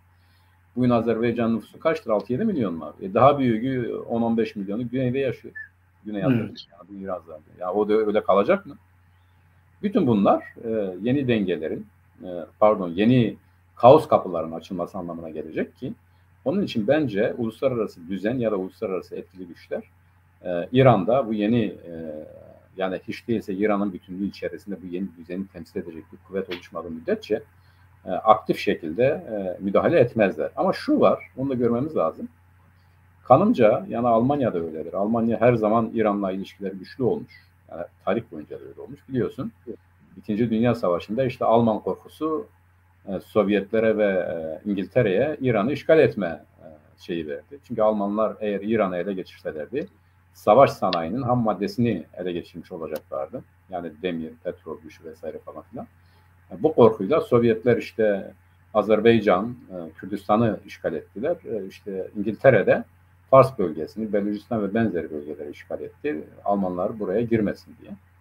Almanların yine Hümeyni'den beri yine ilişkileri iyiydi. Fransızların da iyiydi biliyorsun. Yani bu ekonomik ilişkiler hep devam etti. Almanların devreye girmesi önemli. Acaba nedir yani aralarındaki hadise nedir onu bilemiyoruz ama şu olabilir. Yani dünyada da bu nükleer silahlanma yarışında olduğu gibi işte Orta Doğu'daki etkinliği itibariyle yani Orta Doğu'da bugün İran çok etkili bir devlettir. Yani Yemen'den tut Suriye'ye kadar, Lübnan'a kadar hatta. Bütün Şii coğrafyayı hatta kimi yerlerde işte Sünni olduğu halde şeriat savunan kesimlere kadar bunları etkileyebiliyor. Bunları domine edebiliyor. Sen de belirttin. Aynı zamanda gerici kuvvetlerin önemli bileşeninden. Yani Rusya, Esad, işte İran dediğin zaman ne akla geliyor? İşte gerici kuvvetler akla geliyor. Yani. Gerici kuvvetlerin de önemli bir bileşenidir İran. Bu bakımdan ben tamam bu gidişat iyi, olumlu yani bu uluslararası düzeyde belli bir hareketliliğin oluşması gayet iyidir. Bence güçlenir, ilerler. Ama şunu bilelim yani. Burada Kürtler bir an önce birlikte hareket etmenin bir yolunu bulmalıdır. Birlikte hareket ederek hiç değilse Kürdistan'da bu hareketi motive etmeli, düzene koymalıdırlar. Ancak o şekilde olası bir yeni İran'da hak sahibi olabilirler. Bunu bilmemiz lazım. Bu başlangıç bizim açımızdan. 2, sadece kendileri değil, irtibatlar da çok önemli. Uluslararası düzeyde diyelim bizim bugün diasporamız var. Ne yapıyorlar acaba? Merak ediyorum. Yani bunlar üzerinden bir şeyler yapmak lazım. İşte Avrupa'da, dünyada Doğu merkezli yani Doğu'yu destekleme merkezli bir takım işlerde bulunmak lazım. Desteklerde bulunmak lazım. Çalışmalarda bulunmak lazım. Yani örgütlenmek lazım açıkçası. Bu süreçte muhatap çıkarmak lazım. Diğerleriyle de bu çerçevede ilişki kurmak lazım. Yani bu Hümeyni döneminde olduğu gibi değil. Bunlar hep zaten kandırıyor demeyelim ama siyasette böyle bir şeydir. Yani bugün başka, yarın başka. İşte bugün başka, yarın başka olmasın. Eğer böyle olursa bu Kürtlerin güçlü örgütlüğü sayesinde bu oyun bozulur. Kürtler güçlü bir örgütlüğe sahipse kimse onlara işte ayak oyunu yapamaz. Geçmişte yani bir KDP vardı. Onun üzerine çok rahat ayak oyunları yaptılar. Kürtlerin hepsini temsil edemiyordu. Ya da o gücü kuvveti yoktu. Onun için o ayak oyunları yaptılar. Ama Kürtler güçlü olursa, birlikte hareket eder, temel talepler ekseninde, bugün bizim gündeme getirdiğimiz temel talepler ekseninde hareket ederlerse, yani Kürtlerin hakkının tanınmasını, özerk olmasını ya da federe olmasını savunarak bunu da açık şekilde söylerlerse bir sonuca ulaşabilirler. O zaman uluslararası düzeyde de İran'ın içerisinde iktidar odakları oluşabilir. Onlar güven verebilir. O olmadığı müddetçe öyle bir kaos planını da ben Amerika'nın, Avrupa'nın hadi sadece bu yönetimi gönderelim ne olursa olsun diyebileceklerini düşünmüyorum. Çünkü bu onların da aleyhine olabilecek bir sonucu doğurabilir. Doğru Mehmet. Yani bu uluslararası boyut böyle gelişirken İran'da tabii ki bu gerici cephe de örgütleniyor. İşte Suriye'dir, Rusya bunlara destek veriyor falan. Bunlar da kendi aralarında bir tepki koymaya çalışıyorlar. Öyle gözüküyor. Ama bu arada işin faturasını İran Suudilere çıkarıyor. İşte Devrim Muhafızları Ordusu komutanı açıklama yapıyor. İşte Suudileri tehdit ediyor. Suudilerle ilgili bir şey. Yani nedense bu sorunun kendi ülkelerin iç dinamiklerinden kaynaklanmadığını, işte Suudilerin bu işi getirip İran'a soktuğunu söylüyorlar. Bu da çok ilginç bir olay. Zaten sen de söz ettin. Yani İran nüfusunun %50'si Fars nüfusu. %50'si diğer etnisite ve inanç grupları var orada. Yani bunlar çok şeydir. Bir de daha önceki programlarda da söyledim. Yani açık kaynaklarda söylendiğine göre işte İran'daki bu sosyolojik yapıda bu rejimin, bu gerici rejimin sosyolojik tabanının %30'lara falan düştüğü söyleniyor. Doğru. Biraz da bu yönden, bu nedenle işte parlamentoda karar alıyorlar. Sanki parlamentoda karar aldıkları zaman iş meşrulaşacak gibi. Yani parlamento kararı verdi. İşte biz toplu idamlar yapalım. Tamam, idam meşrudur. Ya böyle bir dünya yok artık yani. Evet. Sen parlamentoda karar aldın diye, ona bir yasal kılıf uydurdun diye bu iş hukuki bir meşruiyet kazanmaz. Kesinlikle. Kesinlikle. Aynen öyle. Böyle bir şey olamaz yani. Böyle bir dünya yok. Dünya da bunu kabul etmez zaten. Evet. Bu yüzden işte Almanya, İzlanda'nın başını çektiği bu 44 tane Avrupa ülkesi Birleşmiş Milletleri bu konuyla ilgili, bu gündemle ilgili bir toplantı yapmaya çağırıyorlar. Sanırım bu önümüzdeki günlerde bu toplantı olacak gibi gözüküyor. Evet. Evet. Gözüküyor. Ama İran hala bu işi Suudilerin üzerine yıkıp belki de bu arada bir Suudi saldırısı yani yapabilirler. Suudilere gözdağı vermek için veya işte bu iş bizim kendi iş dinamiklerimizden kaynaklanmıyor. Bizde böyle bir problem yok. İşte bu kaynaklanıyorsa şeyden kaynaklanıyor. Suudilerin veya Batılıların bizim getirip ülkemize soktukları bir şeyde protesto olaylarıdır falan. Yani bu gezi olaylarının Türkiye'de yorumlanışı gibi. Nasıl hepsi Kavala'nın başına patladı. Gezi olayları nasıl Kavala'nın başına patlatıldı. Kavala yıllardır adam içeride yatıyor. Aynı o şeyler düşünülüyor gibi. İran'da aynı taktikleri gidiyor. Aynı şeyleri yapıyor. Tabii bunun artık günümüzde başarılı olma şansı yok. Bu kadar uluslararası boyut kazanmışken artık bunun gerçekten bir çözüme doğru gitmesi gerekiyor. Yoksa zaten bu problem bitmez. Evet, şimdi şöyle abi, dikkat edersen evvela bize yamamaya çalıştı. Dedi ki bu Kürtlerin işidir. Yani buna bulaşmayın dedi. Hatta geldi bizim o güneydeki yani işiyle olayla hiçbir alakası olmayan bizimkilerin kamplarını bombaladı. Birkaç insan da öldü biliyorsun onu. Sonra işte Güney hükümetinden bunları başka bir yere gönder. Mümkünse Fizan'a falan diye gönder dedi. Yani bize yakın durmasınlar. Sanki onlardan kaynaklanıyormuş gibi. Tabii ki değildi. Zaten o adamlar açıklama yaptı. Dediler ki biz İran'da silahlı mücadeleyi savunmuyoruz. İran yönetimiyle görüşmeye hazırız dediler. Yani her türlü, her düzeyde. Her türlü. Bu olumlu yani önceden yani bu hadiseler öncesinde deklare ettiler. KDP'ler birleşince deklarasyonu biliyorsun, bunu konuştuk da. Yani bunu olumlu da bulduk. Yani Kürtlerin İran'daki mücadele tarzının, ya kaldı ki İran'da da bu sürdürülebilir bir şey değil. Yani gerilla mücadelesi yıllarca sürdürüldü ama yani İran işte diyelim diğer taraflara göre daha zor bir alandır. Daha iç bir bölgedir.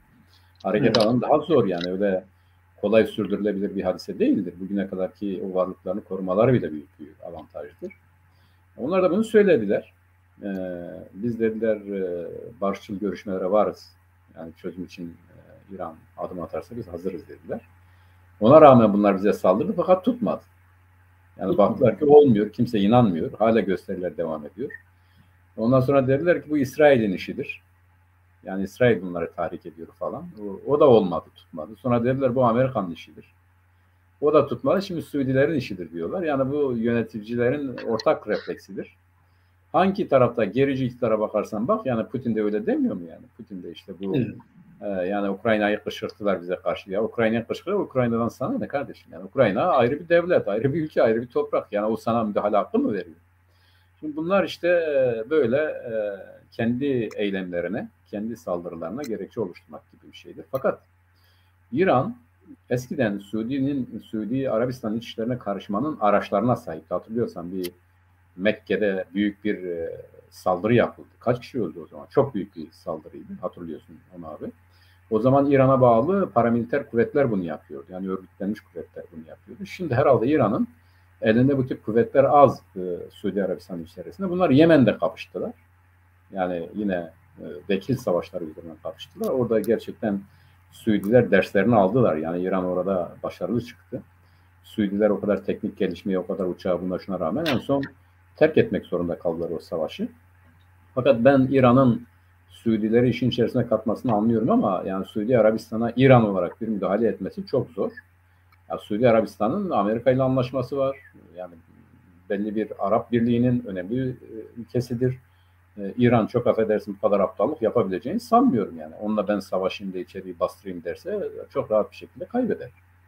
Yani şu anda İran rejimi, hani diyorlar ya, Çinlerin yine bir sözü var, kaldırdığı taşı düşmana atmak isterken kendi ayaklarına vurmak. Bu hep öyle oluyor. Bundan da vazgeçerler. Ben bu açmazın açıkçası eğer İran yönetimi akıllı hareket edip bu fiili durumu yasallaştırmazsa, yani diyelim ki ya başörtüsü konusundaki yasa, fakat o da çok hassas bir olay. Yani. Hatırlıyorsun, Türkiye'de bir sporcu başı açık katıldı maratona, Boğaz'daki maratona. İran yönetimi açıklama yaptı. Bu kabul edilemez dedi. Türkiye Cumhuriyeti Devleti'nde İranlı bir sporcu geldi, burada maratona katıldı. Başını açtı ve Jinjiyan Azadi yazdı göğsüne. Bu kabul edilemez diye, bak bir yönetim bir kişiyi muhatap alıyor. Bak dikkat edin. Bir yönetim, bir devlet bir kişiyi muhatap alıyor. Kabul edilemez dedi. Orada başı açık olarak bu yarışmaya katılmasını kabul etmiyoruz, kınıyoruz dedi. Şimdi bu kadar hassas olduğu bir konuda, hani diyorlar yani hem basit ama hem de en hassas olduğu konuda geri adım atması da adeta bu Rusların Herson'dan çıkması gibi olacak. Yani şimdi oradan ayrıldı Ruslar. Yani her ne kadar biz kendimizi korumak için bunu yapıyoruz falan filan dese, herhalde yani kızılcık şerbeti içmek gibi bir şey gelmiştir Putin'e. Yani yapacak bir şey de yoktur. Onların ne durumda olduğunu gösteriyor. İran için de bu başörtüsü konusunda geri adım atmak, mesela dese ki ya tamam yani isteyen başını örter, isteyen örtmez dese, o rejimin zaten bittiği anlamına gelir. Çünkü orada yoğunlaşmış. Yani onun alameti farikası haline gelmiş. Onun göstergesi haline gelmiş. Düşün ki bu reisi Birleşmiş Milletler'de o Amerikalı gazeteciyle görüşmedi. Başını ört gel dedi. O da ben niye örteyim dedi yani başımı. Yani burası Amerika, burası Birleşmiş Milletler. Burada da başını ört diyorsan benim karşıma çık başını. Ben kabul etmem dedi. Etmedi. Yani o kadar önemli bir şey. Düşünebiliyor musun? Orada bile bir başka ülkede, bir başka devlette bile başını ört benimle röportaj yapıyor. Bu simge, sembol haline gelmiş konuda geri adım atması da zor. Ve demek insan bazen hak etmediği halde boğazına takılan bir kaşık nedeniyle de öbür tarafı boylayabiliyor. Yani umarız İran'da bu başörtüsü meselesi, bir sembol haline gelmiş başörtüsü meselesi, onda ciddi değişikliklere vesile olabilecek bir tarz, bir biçim, bir şekil alır diye düşünüyorum. Suudi Arabistan'a saldırma ihtimali yok yani. Onu evet. Propaganda yani. Evet, onlar sürekli açıklamalarında onu vurguluyorlar. Yani Suudileri tehdit ediyorlar. İşte bu işin kendi iş dinamiklerinden kaynaklanmadığını, işte dışarıdan getirildiğini, bu protestoların dışarıdan organize edildiğini söylüyorlar. Tabii ki bu bütün bu sömürgeci devletlerin yaptığı politikalar bunlar. Abi şimdi işi dış güçlere bağlama. Evet, şimdi mesela bu Hasan neydi? Tunus devlet başkanı Hasan Ali bilmiyorum neydi. Hatırlıyor musun abi? Hatırlamıyorum, evet. Yani o Suudilere mi Bahreyn'e mi nereye kaçtı o adam? Şimdi ona sorsalar ki senin en büyük hatan nedir? Ya der ki yani büyük bir ihtimalle ben keşke o işportacının arabasını yakmasaydım. Yakmasaydım. Yani şimdi bak abi bir işportacının arabasının yakılması nerelere vardı? Nerelere vardı? Yani iki şeyi değiştirdi. Bir o iktidarı değiştirdi. Bir de Gannuşi'yi değiştirdi. Gannuşi ondan hareketle iktidara geldi. Sonra yönetemedi. O da dedi ki ya dini devlet işlerine bulaştırmak kötüdür dedi. Şimdi Tunus'ta daha yani esaslara yönelik daha demokratik işler gelişiyor. Şimdi eğer yani bu İran rejimi başına bir şey gelirse yani hani diyorlar ya toprak dediler dedik, yarpak dediler dedik, körpü dediler dedik ama biz nerede hata yaptık? Onu herhalde körpüde hata yaptık. Şimdi bunlar da diyecekler ki ya biz işte bunu yaptık, şunu yaptık ama nerede hata yaptık derlerse biz Jina Amini'nin katledilmesine hata yaptık. Ancak o zaman kabul edilebilirler. Yani Morta'yı çektiklerinde. Yani bugün Tunus eski devlet başkanı sorduğunda keşke o işportacının arabasını yakmasaydı diyeceğinden emin olduğumuz gibi bunlardan da ancak o şekilde emin olabiliriz. Jina Amini yani sen katlettin bu kadını. Yani bütün her şey birikmiş bir şeydi. Yani bu bir vesile oldu. Yani Jina Amini çok örgütlü, çok etkili, çok kariyerli, çok bu şu biri değildi. Sıradan bir insandı. Bu sıradan bir insan toplumsal bir hadisenin deşilmesine vesile oldu. Yani bir iğnebaşı gibi bir şeydi ama bu büyük kangreni deşti işte. Senin problemin içinde biriken problemler. Bunu gör veya görme. Sonunda göreceğiz ama senin nerede hata yaptığını beraber göreceğiz. Doğru. Yani bu otoriter liderler ellerindeki silahlı güce güvenip işte böyle bir takım baskıları alabildiğini arttırarak toplumu yönetebileceklerini sanıyorlar. Evet, ama bunun en büyük örneği Hitler'dir.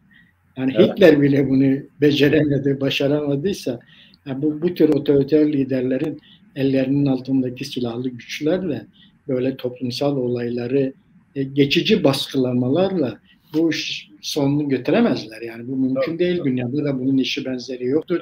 Bir dönem için başarılı olabilirler, bir dönem için baskılayabilirler.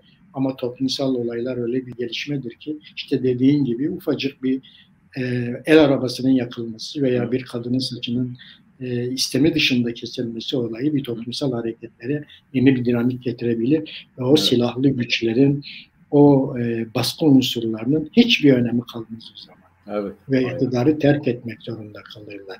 İşte Hitler'in başına gelen olay yani bütün dünya otoriter liderlerinin aslında buradan ders alması gereken bir şeydir. Baskılamaların, silahlı gücün elinde bulundurmasının, devlet mekanizmasını elinde bulundurmasının veya yargı mekanizmasının elinde bulundurmasının bir yere kadar geçerliliği vardır. Ama bir noktaya geldiğinde toplumlar bunu ezer geçerler. Ve hiçbir anlamı kalmaz. Ve siz de tarihe yaptıklarınızla geçersiniz diyelim. Ve İran'daki olayları da böyle özetledikten sonra biraz güneye gelelim. Güneyde çok önemli bir gelişme oldu biliyorsun. İşte 10 yıl sonra KDP kongresi toplandı bunlar.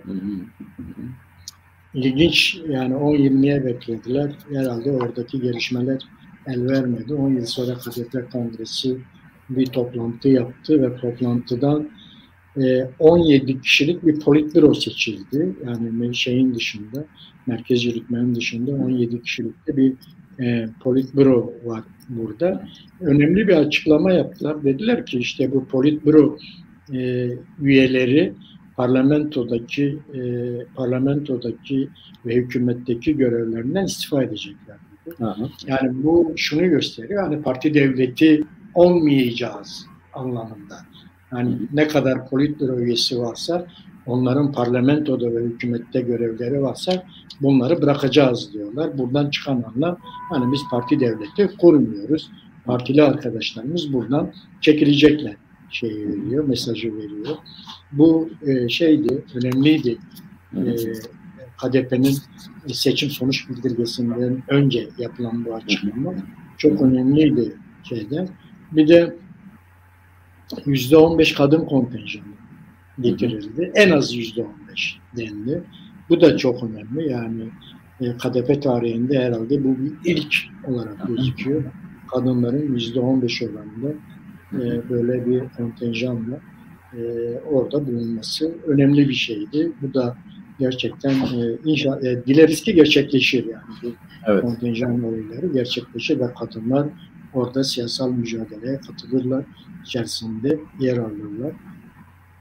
Bir de şeyi açıkladılar, iktidarın kaynağı halktır dediler. Bu da önemli. Hani bizim kaynağımız halktır.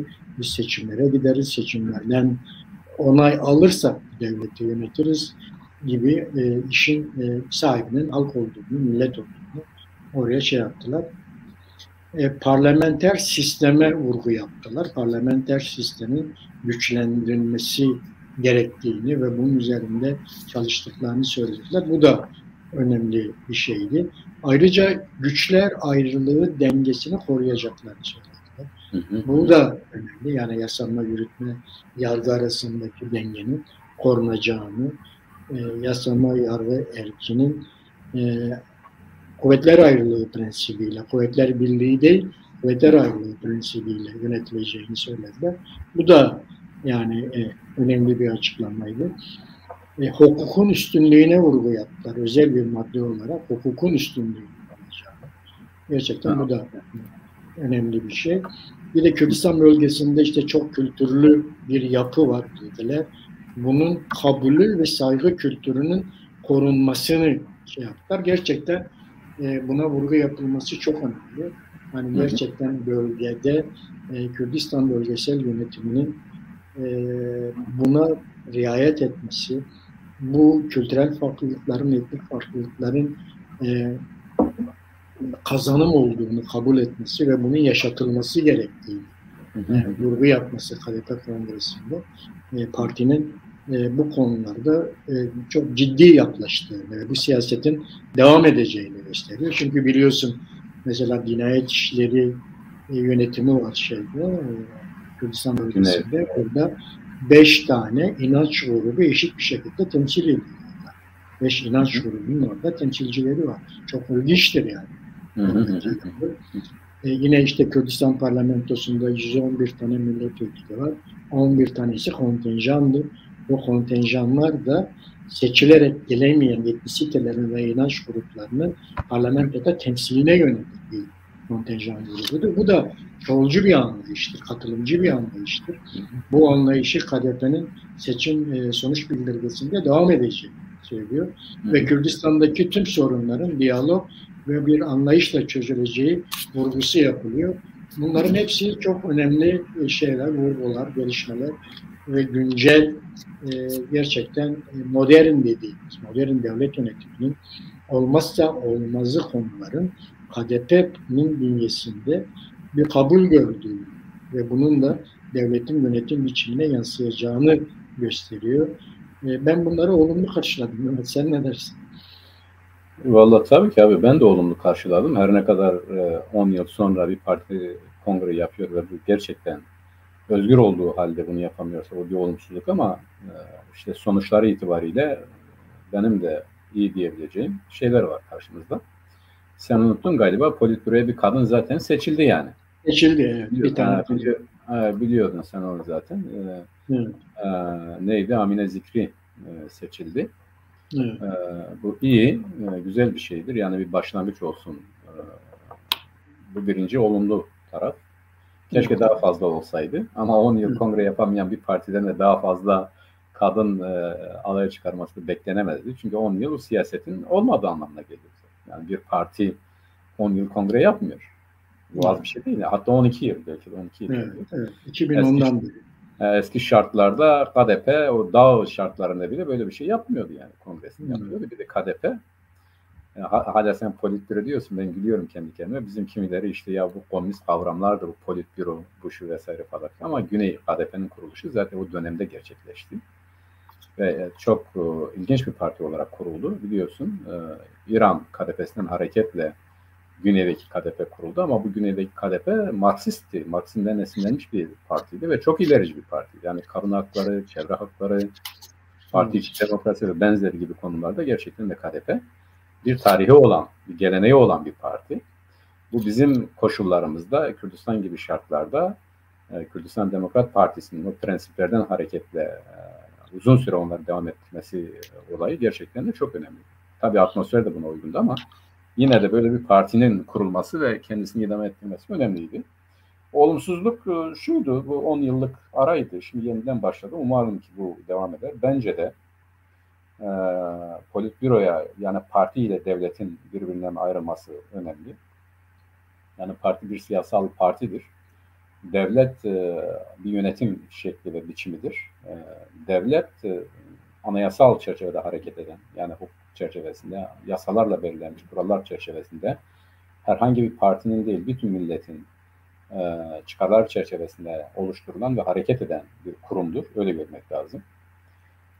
Parti ise bu kurumu yönetmek için rekabet eden, yani iktidar olma kaynağı halktır demesi de bunu gösteriyor zaten. Eğer halk onaylarsa devleti idare etme konusunda hükümet kurmasını temin eden bir araçtır. Onun için bunun bu şekilde ayrılacağının belirtilmesi olumlu. Yani bir de öyle olur mu olmaz mı onu bilemiyoruz. Daha önemlisi tabii güçler, erkler ayrılığıdır. Biliyorsun bunun kaynağı da yine tabii çok eskilere gitmekle beraber, yani aslında Yunan site devletine demokrasi dediğimiz ta o zamandan beri olmasına rağmen bu Fransızların Montesquieu ile Jean-Jacques Rousseau'nun tartıştığı iki ayrı yöntem. Yani Jean-Jacques Rousseau ne kadar solun esinlendiği bir adam olsa da güçler birliğini savunan bir adamdır. Yani yürütmenin her şeyi belirlediği, diğerinin her şeyin yürütmeye tabi olduğu bir yönetim birliği anlayışını savunuyor ama Montesquieu güçler ayrılığını savunuyor. Yani dengede bulunması için. Bu dünyada yerleşti. Bugün de bunun tipik örnekler olarak baktığımız zaman Batı'da, Amerika'da çok net bir şekilde uygulanıyor. İşte bugün sen de söyledin, seçimler var. Amerika'daki seçimler de dünyadan çok farklı bir şekilde seçim sistemi var. Yani orada diyelim senato her 2 yılda bir yarısı yenileniyor. Öyledir yani. Bunların seçimleri de mesela başkanlık seçimleri, bunlar delegeleri seçiyor. Delegeler başkanlar seçiyor. Yani hiçbir tarafta anlaşılabilir. Yani bugün de baktığımızda anlaşılabilir bir olay değil ama bunun 1700'lerden itibaren gerçekleşen bir şey olduğunu düşünmemiz lazım. Yani 200 sene önceki bir hadisedir. O 200 sene önceki hadisede kurulan parti de bugün yeryüzünün en eski partisi Demokrat Parti'dir. Yani Amerika Demokrat Partisi en eski partidir. O zamandan beri yani bunların mesela ocakları, teşkilatları da farklıdır. Yani örgütlenme biçimleri de farklı. Partiler gerçekten de devlet üzerinde başkanı seçtikten sonra hiçbir etkisi yoktur. Yani parti o kadar önemli bir şey değil orada. Seçim dönemi ortaya çıkan, öyle hareket eden partilerdir. Amerika Birleşik Devletleri'ni ne kadar çok incelersek aslında o kadar azdır. Yine de çok incelemek lazım. Tabii bir de Fransız geleneği var. Onu da bilmemiz lazım. Ama 1215'ten itibaren de Magna Carta var. Magna Carta'dan da işte lordlar diyelim ki krala, tamam sen kralsın ama bizim de haklarımız vardır. O da çok önemlidir. Oradan gelen bir kaynak vardır. Ya da İngiliz yargıçlarına baktığımız zaman yine gerçekten önemli ölçüde bağımsızlığın temsilcisi olabilmişler. Yani o rejim içerisinde bağımsızlığından söz ediyoruz. Ya da öbür taraftan Almanya'da da yönetim haksızlık yaparsa ne yaparsa o köylünün verdiği cevap, işte Berlin'de yargıçlar var. Yani yargıya bu kadar güvenmesini ifade eden bir hadise. Şimdi Güney'de de bunun böyle olmasını temin arzu ederiz. Fakat şunu bilmek lazım abi. Bir tarihsel olarak gerçekleşen hadiseler var. Bunlar doğaldır. Yani tırnak içerisinde o kadar çok doğaldır ki, ya da o kadar çok etkindir ki doğal dersin, yani işin tabiatında var. Ama bizim gibi ülkelerde de, kurulan ülkelerde de bunları inşa etmek her zaman biraz siyasaldır. Hadi diyelim ki siyasal olsa bile böyle bir kurumlaşmaya gitmek şu anda bizim için elzemdir. Fakat bizim de kuruluştan itibaren yani otantik olarak kabul ettiğimiz şeyler vardır. Nedir bunlar? Etnik ve inançsal bazda hakların tanınmasıdır. Bu bence Güney'in en büyük avantajı. Güney'in kuruluşunda en büyük demokratik teamülün oluşmasına en büyük veridir. Sen de söyledin. Bugün inanç kısmında söz konusu olduğunda 4 tane inancın da orada temsilcileri vardır.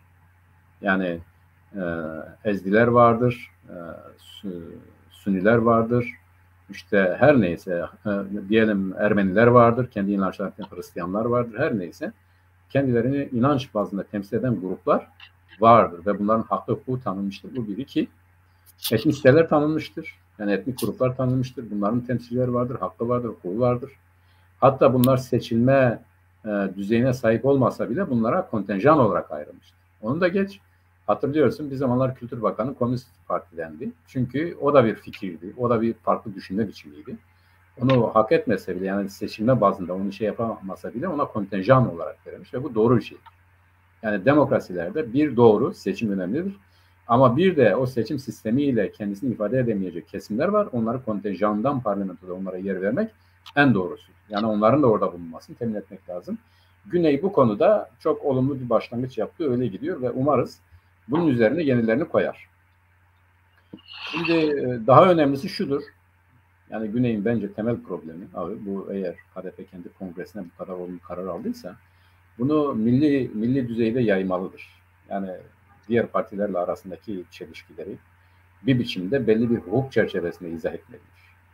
Yani herkes bu ülkenin sahibidir. Herkes farklı düşüncelere sahiptir. Bu herkes için bir haktır. Bunu esas alan bir devlet kurmaları ve o devlet nezdinde her birisinin kendisini güvencede hissetmesidir. Yani bir partinin devlet üzerinde etkisi olduğu müddetçe bu olmuyor. İki parti işte belli bölgelerde egemendir. Diğerinin aleyhine çalışıyor. Buna bir son vermek lazım. Umarız ve dileriz Güney'de bu yönde bir gelişme olur. Kadın kotası azdır tabii. Yani niye mesela %30, %40, %50 değil? Hani mesela özgürlük şartlarındasın sen artık. Yani bunun sebebi ne? Niye %15? Ya ben dikkatimi çekti. Şimdi bir tane seçildi olabilir. Yani ona ehil kimse olmayabilir ama bir partiye eğer kendisi böyle bir karar alıyorsa yani başlangıç var buradan başlayan diyebilir ama yani bunu bir hak olarak görüp hatta gelişmiş toplumlarda diyelim ki herhalde birçok yerde bu yoktur. Yani isterse hepsi kadın olsun sorun olmaz. Ama kotayla hala kadın katılımını tespit eden ülkelerde biliyoruz ki geri ülkelerdir. Yani demokrasi açısından geri ülkeler. Türkiye'de de öyledir. Bu Orta Doğu'ya baktığın zaman da böyledir. Ama diyelim ki böyle olduğu şartlarda Pakistan'da, Hindistan'da kadınlar işte ne zamandan beri başbakan oluyor, etkin oluyor, siyaset yapıyor. Yani orada da farklı bir gelenek oluşmuş. Onu tarihsel toplumsal şartlar itibariyle ele almak lazım. Kadının siyasete katılımını herhalde Pakistan kadar, Hindistan kadar artık içselleştirmek lazım diye düşünüyorum. Olumludur. Umarız ülkenin satında bu olumlu bir hava yaratır. Ama dediğim gibi yani biraz da somut şartların eseri olacaktır bu. Bu somut şartlara baktığımız zaman da açık söyleyeyim yani ben bu olumlu başlangıcın, bu temennilerin gerçekleşmesi açısından da ciddi sıkıntılar olduğunu düşünüyorum. Doğru yani bunları hayata geçirmek yeni bir devlet için çok kolay değil. Yani gerçekten ama en azından modern bir devlet yapısının hedeflenmesi önemli. Önemli olan o hedefe ne kadar süre içerisinde varılabileceği. Hem sadece KDP'nin değil, KDP'nin dışında Kürdistan bölgesinde var olan siyasi partilerin de bu modernleşme, modern devleti organize etme çabalarına ne kadar katkı koyacakları, ne kadar benimsedikleri, ne kadar içselleştirdikleri de önemli. Diğerlerinin de işte kongrelerinin sonuç bildirgelerinde bunları göreceğiz artık. Demek ki bundan sonra Kürdistan'daki partilerin kongrelerinin sonuç bildirgesinde ne kadar modern bir devlet özlemi içerisinde olduklarını veya neyi planladıklarını orada görmemiz gerekiyor. Önümüzdeki süreçlerde herhalde bunları göreceğiz diyelim Mehmet. Biraz Rojava'dan söz edelim. Abi ona geçmeden yani senin hemşerin Sayın Fahri Kaya bir şeyler söylüyor. Sen mi cevap vereceksin? Ben mi cevap vereyim? Yani gerçi biz izleyicilerle diyaloğa girmiyoruz ama. Ben görmedim ama Mehmet sen gördün mü? Ben görüyorum abi. Yani zaten bize moderatör de şey yapıyor. Diyorlar yani bizi de uyarıyorlar. Şimdi diyor sizin programlar yararlı oluyor mu olmuyor mu? Yani biraz briefing gibi oluyor. Aynı şeylerden söz ediyorsunuz ama ne yapalım yani yaşadığımız ülkede aynı şeyler cereyan ediyor. Faydalı olup olmadığı konusunda tabii ki izleyicilerin tutumu çok önemlidir. Onlar bir şeyler alıyorlar mı almıyorlar mı? Eleştiri çok güzel bir şeydir. Biz de bu eleştirileri önemsediğimiz için söylüyoruz. Hani yani yeni bir şey söylemek için yeni bir şey icat edemiyoruz ne yazık ki. Yani biz gündeme göre. Biz günceli konuşuyoruz yani. Evet yani günceli konuşuyoruz. Bu güncel içerisinde bir haftalık günceli konuşuyoruz. Evet, olanlar neyse onu konuşuyoruz. Şimdi tabii bu kimileri açısından tatmin edici olur, kimileri açısından tatmin edici olmaz.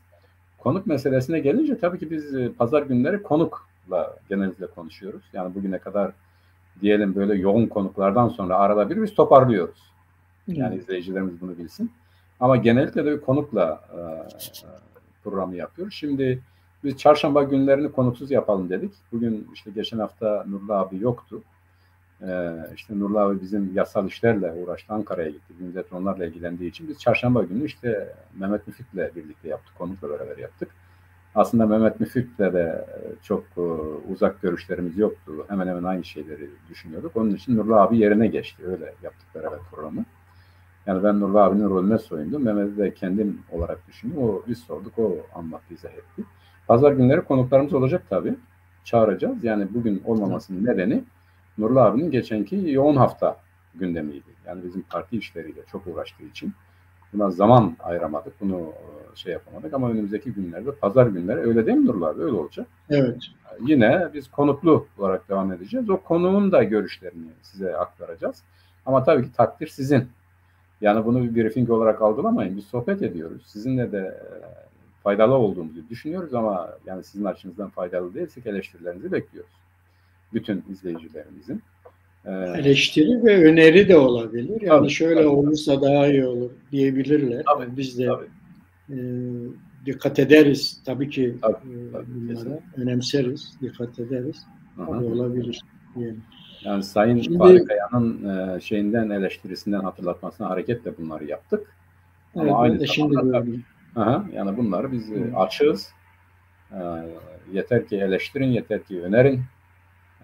Biz tabii ki bu diyalog içerisinde bu programın sürmesini isteriz. Evet, Nurullah, biraz senin alanına girdim, kusura bakma. Aynı. Evet, bunlar önemli şeyler. Bu programı ikimiz beraber yapıyoruz tabii. Birlikte yapıyoruz ve biz günceli konuşuyoruz. Bir haftalık günceli konuşuyoruz. Böyle çok da değil, çok daraltılmış bir süreci ele alıyoruz. Yani geçen haftanın siyasetin gündemini konuşuyoruz. Geçen hafta siyasetin gündeminde ne varsa biz de onları değerlendirmeye çalışıyoruz. Evet. Zaten bir hafta boyunca herkes bu konuları dinlemiş oluyor. Bu muhakkak. Ama biz de biraz farklılık yaratmaya çalışıyoruz. Kürtler cephesinden bu meseleye bakmak istiyoruz. Yoksa yani normal günlük medyalarda işte Kürtlerin burada görüşleri yansıtılmıyor. Biz biraz da Kürtlerin bu konudaki siyasetin gündemiyle ilgili Kürtlerin görüşlerini açıklamaya çalışıyoruz. Nereye nasıl bakmamız gerektiği üzerine duruyoruz.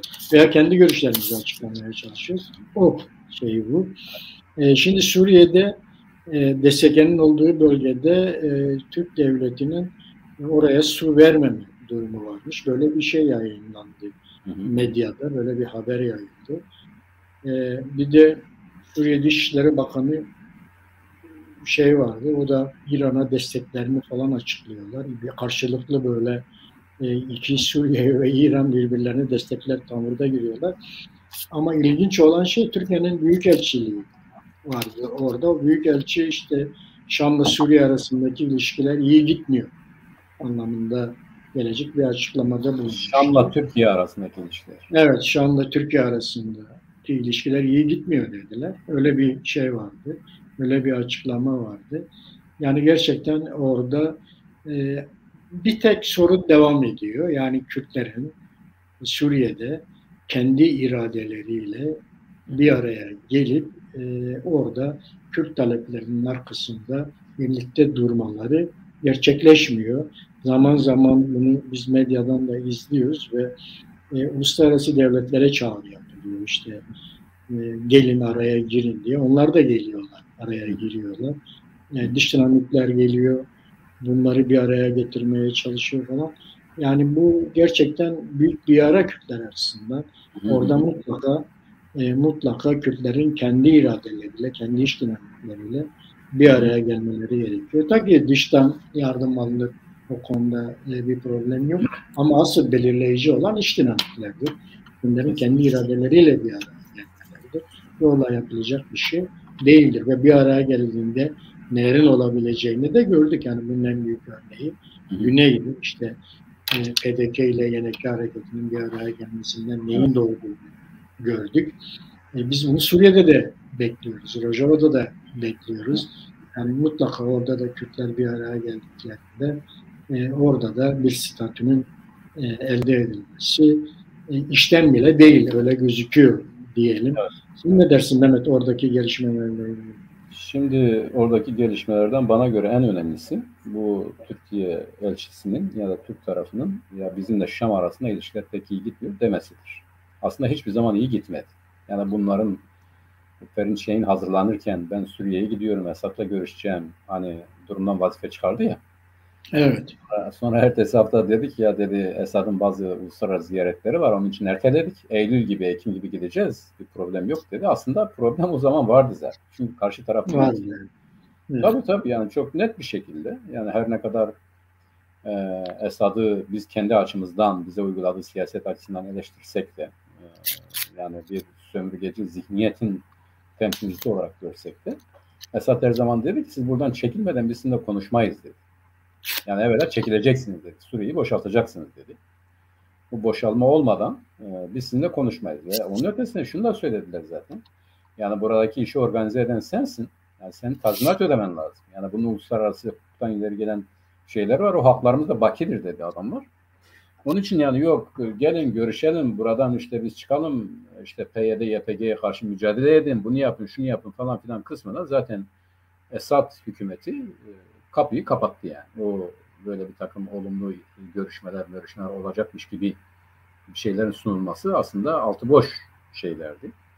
Doğru istihbarat görüşmeleri vardı ama o istihbarat görüşmelerinde de daha çok her iki tarafın da çıkarına olan şeylerdi. Yani diyelim ki oradaki Kürtlerin bastırılması, tasfiye edilmesi ya da belli bir alana kıstırılması gibi konularda uzlaşıyorlar. Bu tarihler boyu devam ediyor, öyle de gidiyor. Ama öbür taraftan Esad da şunu çok iyi biliyor ki kendi ülkesinin bu hale getirilmesine fiilen rolü olan Türkiye Cumhuriyeti Devleti'dir yani. Ülkenleri bile söylüyor. Yani oraya sevkiyatlar, bunlar, şunlar falanlar filanlar vesaireler. Hatta bu İdlib'deki durumun devam etmesi açısından da durum bellidir. Rusya üzerinden her şeye vakıftırlar biliyorlar. O zor şartlarda Türkiye'nin şartlarını kabul etmeyen bir Esad bu şartlarda zaten kabul etmez. Hani diyorlar ya düze çıkmışken. Yani şu anda Esad bu 2011 miydi? 2013'ten itibaren gerçekleşen bu süreçte en iyi günlerini yaşıyor.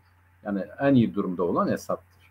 Artık iktidarı tehlikede değil. Daha yeni Cumhurbaşkanlığı seçimini yaptı. Yine seçildi. Bugün ülke içerisindeki muhalefetin önemli kısmını yedekledi. Yani bu afla mafla buyla şuyla vesaireyle giderek bu etkisini hala arttırmaya devam ediyor falan. Bu şartlarda gelip de Türkiye'nin dediği koşullarda anlaşmaya varması mümkün değil. Birincisi bu abi. O hiçbir zaman yoktu ama tabii biz bunu çıkıp da bu şekilde anlatamazdık bildiğimiz halde. Çünkü iyidir diyorlar. Hadi bakalım nereye gidecek? Gitmedi. Bundan sonra gidebilir mi? Tabii ki gidebilir. Yani nihayetinde burada bir durumun değişmesi lazım. Geçen hafta da görüştük. Ancak ben burada bugünden yarına durum değişeceği kanaatinde değil. Yani bu bölünmüş bölgeler daha da kararlı hale gelecek. Yani kendi ayakları üzerine daha da pekişecekler. Ve bu gün geçtikçe de Suriye bugün Esad kabul etmese de aslında bir federal yapıya yani bu bölgelere esas alan, bu bölgeler üzerinden yeni bir Suriye'nin kuruluşuna ikna olacak. İkna olmak zorunda kalacak. Yani onun da bastırabileceği, yok sayabileceği durum artık geride kaldı. Bugün işte diyelim Kürtlerin egemenliğinde olan bölge, işte bu Sünnilerin egemenliğinde olan bölge, bir de Esad'ın egemenliğinde olan bölge itibariyle 3 ana bölge olmak kaydıyla bunu bilmemiz lazım. Bu çerçevede bir siyasal irade oluşmadığı müddetçe, siyasal çözüm oluşmadığı müddetçe bir Suriye'nin Suriye olarak hareket etme şartları çok zor. Birincisi bu. İkincisi Suriye'nin böyle kalmasına uluslararası düzenin de yani diyelim ki İsrail'in de menfaati vardır. İsrail her şeyden önce kendisine huzur bulması için herkesin cehennem ateşinde yanmasını istiyor. Yani Irak'ı bu hale getirmeyi başardılar. Suriye'yi bu hale getirmeyi başardılar. İşte Kaddafi vardı diyelim onu bu hale getirmeyi başardılar. Şimdi İran var. İran'ı bu hale getirebilirler mi onu bilemiyoruz ama yani İsrail şu anda en mutlu günlerini yaşıyor. İşte Netanyahu yeniden orada iktidara geldi. Bakalım neler olacak neler bitecek ama orada da Netanyahu siyasetinin kendi içerisindeki Filistinler dışında da pek olumlu sonuçlar vermeyeceği belli. Yeniden durumu karıştırırsa, yeniden orada olumsuz şeyler gelirse o ayrı bir şey. Ama o konuda da yine Netanyahu döneminde Arap alemiyle anlaşmalar yapıldı. Suudi Arabistan'la, Bahreyn'le yani çok önemli adımlar atıldı Putin zamanında, bu neydi Trump zamanında. Bütün bunlar İsrail'in hem güvencede tutulması hem de artık yani kendi şartlar itibariyle normali yaşaması bakımından bir zemin oluşturuldu. Eğer bu zemin bunun lehine ise bu daha su kaldırır yani. Epeyce bu böyle gidebilir. Ama öbür taraftan tabii belli bir statükonun oluşması da önemlidir. Bu da Amerika Birleşik Devletleri ile Rusya arasındaki anlaşmaya bağlı. Yani bugün işte Ukrayna'da yine ortaya çıktı, Amerika ile Rusya gizli kapılar arkasında görüştü. Onun sonrasında bu Herson'dan çekildiler dediler. Ve çekildi. Ukrayna'da da biz girdik, orayı aldık. Artık bizim denetimimizdedir. Ben bunun o görüşmeyle alakalı olabileceğini düşünüyorum. Yani acaba Rusya bunu sürdüremeyeceğini anladı. Elinde tutabileceği bölgeler çerçevesinde orada kalmayı planladı. Kendisi bu inisiyatifi geliştirdi. Yoksa Amerika Birleşik Devletleri'nin önerisi miydi ya da isteği miydi? Onu bilemiyoruz ama nihayetinde önemli bir alanı boşalttılar. Buraya Ukrayna girdi. Zelenski biliyorsun ben görüşmeye kapalıyım diyordu. Sonra Amerika'nın uyarısıyla görüşmeye açığız dedi. Şartlarını açıkladı. Ve Suriye bütün bunların önemli ayaklarından biri. Bütün bu mesele Suriye'deki anlaşmazlığın, Suriye'nin şekillendirilmesinde iki devlet arasındaki farklılığın sonucu. Yani Ukrayna'yı Rusya'nın boğazına indiren uluslararası kuvvetler Suriye'deki Rusya siyasetinin geriletilmesini ya da Suriye'nin dizayn edilirken Rusya'dan çok uluslararası bu yeni düzenin yani bu kapitalist düzen içerisinde dizayn edilmesini isteyen çevreler. Rusya bu konuda ciddi bir engeldi. Onun bence bu Ukrayna üzerinden hizaya getirilmesi, Ukrayna üzerinden uluslararası düzen çerçevesindeki yerinin belirlenmesi açısından gerçekleştirildiğini düşünüyorum. Bu bizim açımızdan da önemli. Biliyorsun Rusya Esad çerçevesinde, Esad'a yakın düşünüyoruz. Suriye'nin statükosu konusunda. Ama bunun geriletilmesi de bana göre az önce sen de söyledin abi. Türklerin iki kesiminin yani güneydeki iki kesiminin bir araya gelmesi, birlikte hareket etmesi gerekir. Fakat yine üzülerek söyleyeyim en umutsuz olduğum konu bu. Yani orası biraz şöyledir. Bak biz kuzeyde de kendimiz açısından söylüyoruz. Bu kadar istekli, iradeli olduğumuz halde. Biliyorsun çok basit problemler var. Bunları bile aşamıyoruz. Güneybatı'da ise bunu aşmamaları için veriler çok daha güçlü. Yani şöyle düşün. Yani birisi neredeyse dominant bir güçtür. Öbürü bu düzeyde bir davranış biçimi yoktur. Uluslararası düzeyde avantajı vardır. Ama öbürü yani sanki de buna ihtiyacı yokmuş gibi hareket etmekte. Eldeki imkanları kullandığı için falan. Oysa şöyle düşünebilir. Yani birisinin yerelde diğerinin uluslararasındaki imkanları birleştirilebilir. Her ne kadar Esad Cenevre'den çekildiyse ya da ben artık istemiyorum diyorsa da. Ama o düzeyde Kürtlerin imkanları vardır. Sağladığı bir takım ilişkiler vardır. Bunları birleştirmek lazım. Bu çerçevede uluslararası düzeyde de yerelde de birlikte hareket ederlerse, bir söz birliği oluştururlarsa bence iyi olur. Mesela Afrin bugün boşaldı. Afrin'de ne olacak? Yani orayla ilgili siyasetleri ne olacak? Onu da konuşup anlaşmaları lazım diye düşünüyorum ama bu konuda en umutsuz olduğum konu budur abi. Doğru yani bu Mehmet Türkiye'nin Türkiye ile Şam arasındaki ilişkilerin iyiye gitmediğini zaten Şam açıklamıştı. Yani Şam demişti ki siz işgale son vermediğiniz süre içerisinde biz sizinle de oturmayız dedi. Evet. Türkiye'nin oraya girmesinin altında yatan neden masada elinin güçlü olması için oraya girdi ve masada olmak için gitti oraya. Ama Suriye'de bir politika izliyor. Türkiye'nin bu hatağını boşa çıkarmak istiyor. Önce işgali bırak ondan sonra görüşelim diyor. Evet. O da onların bu hatağını boşa çıkarmaya çalışıyor. Bu ikisi arasında böyle bir kıyasıya mücadele var. Tabii bizim burada en çok üstünde durmamız gereken orada Kürtlerin birliğidir. Yani Kürtlerin bir arada olması. Evet.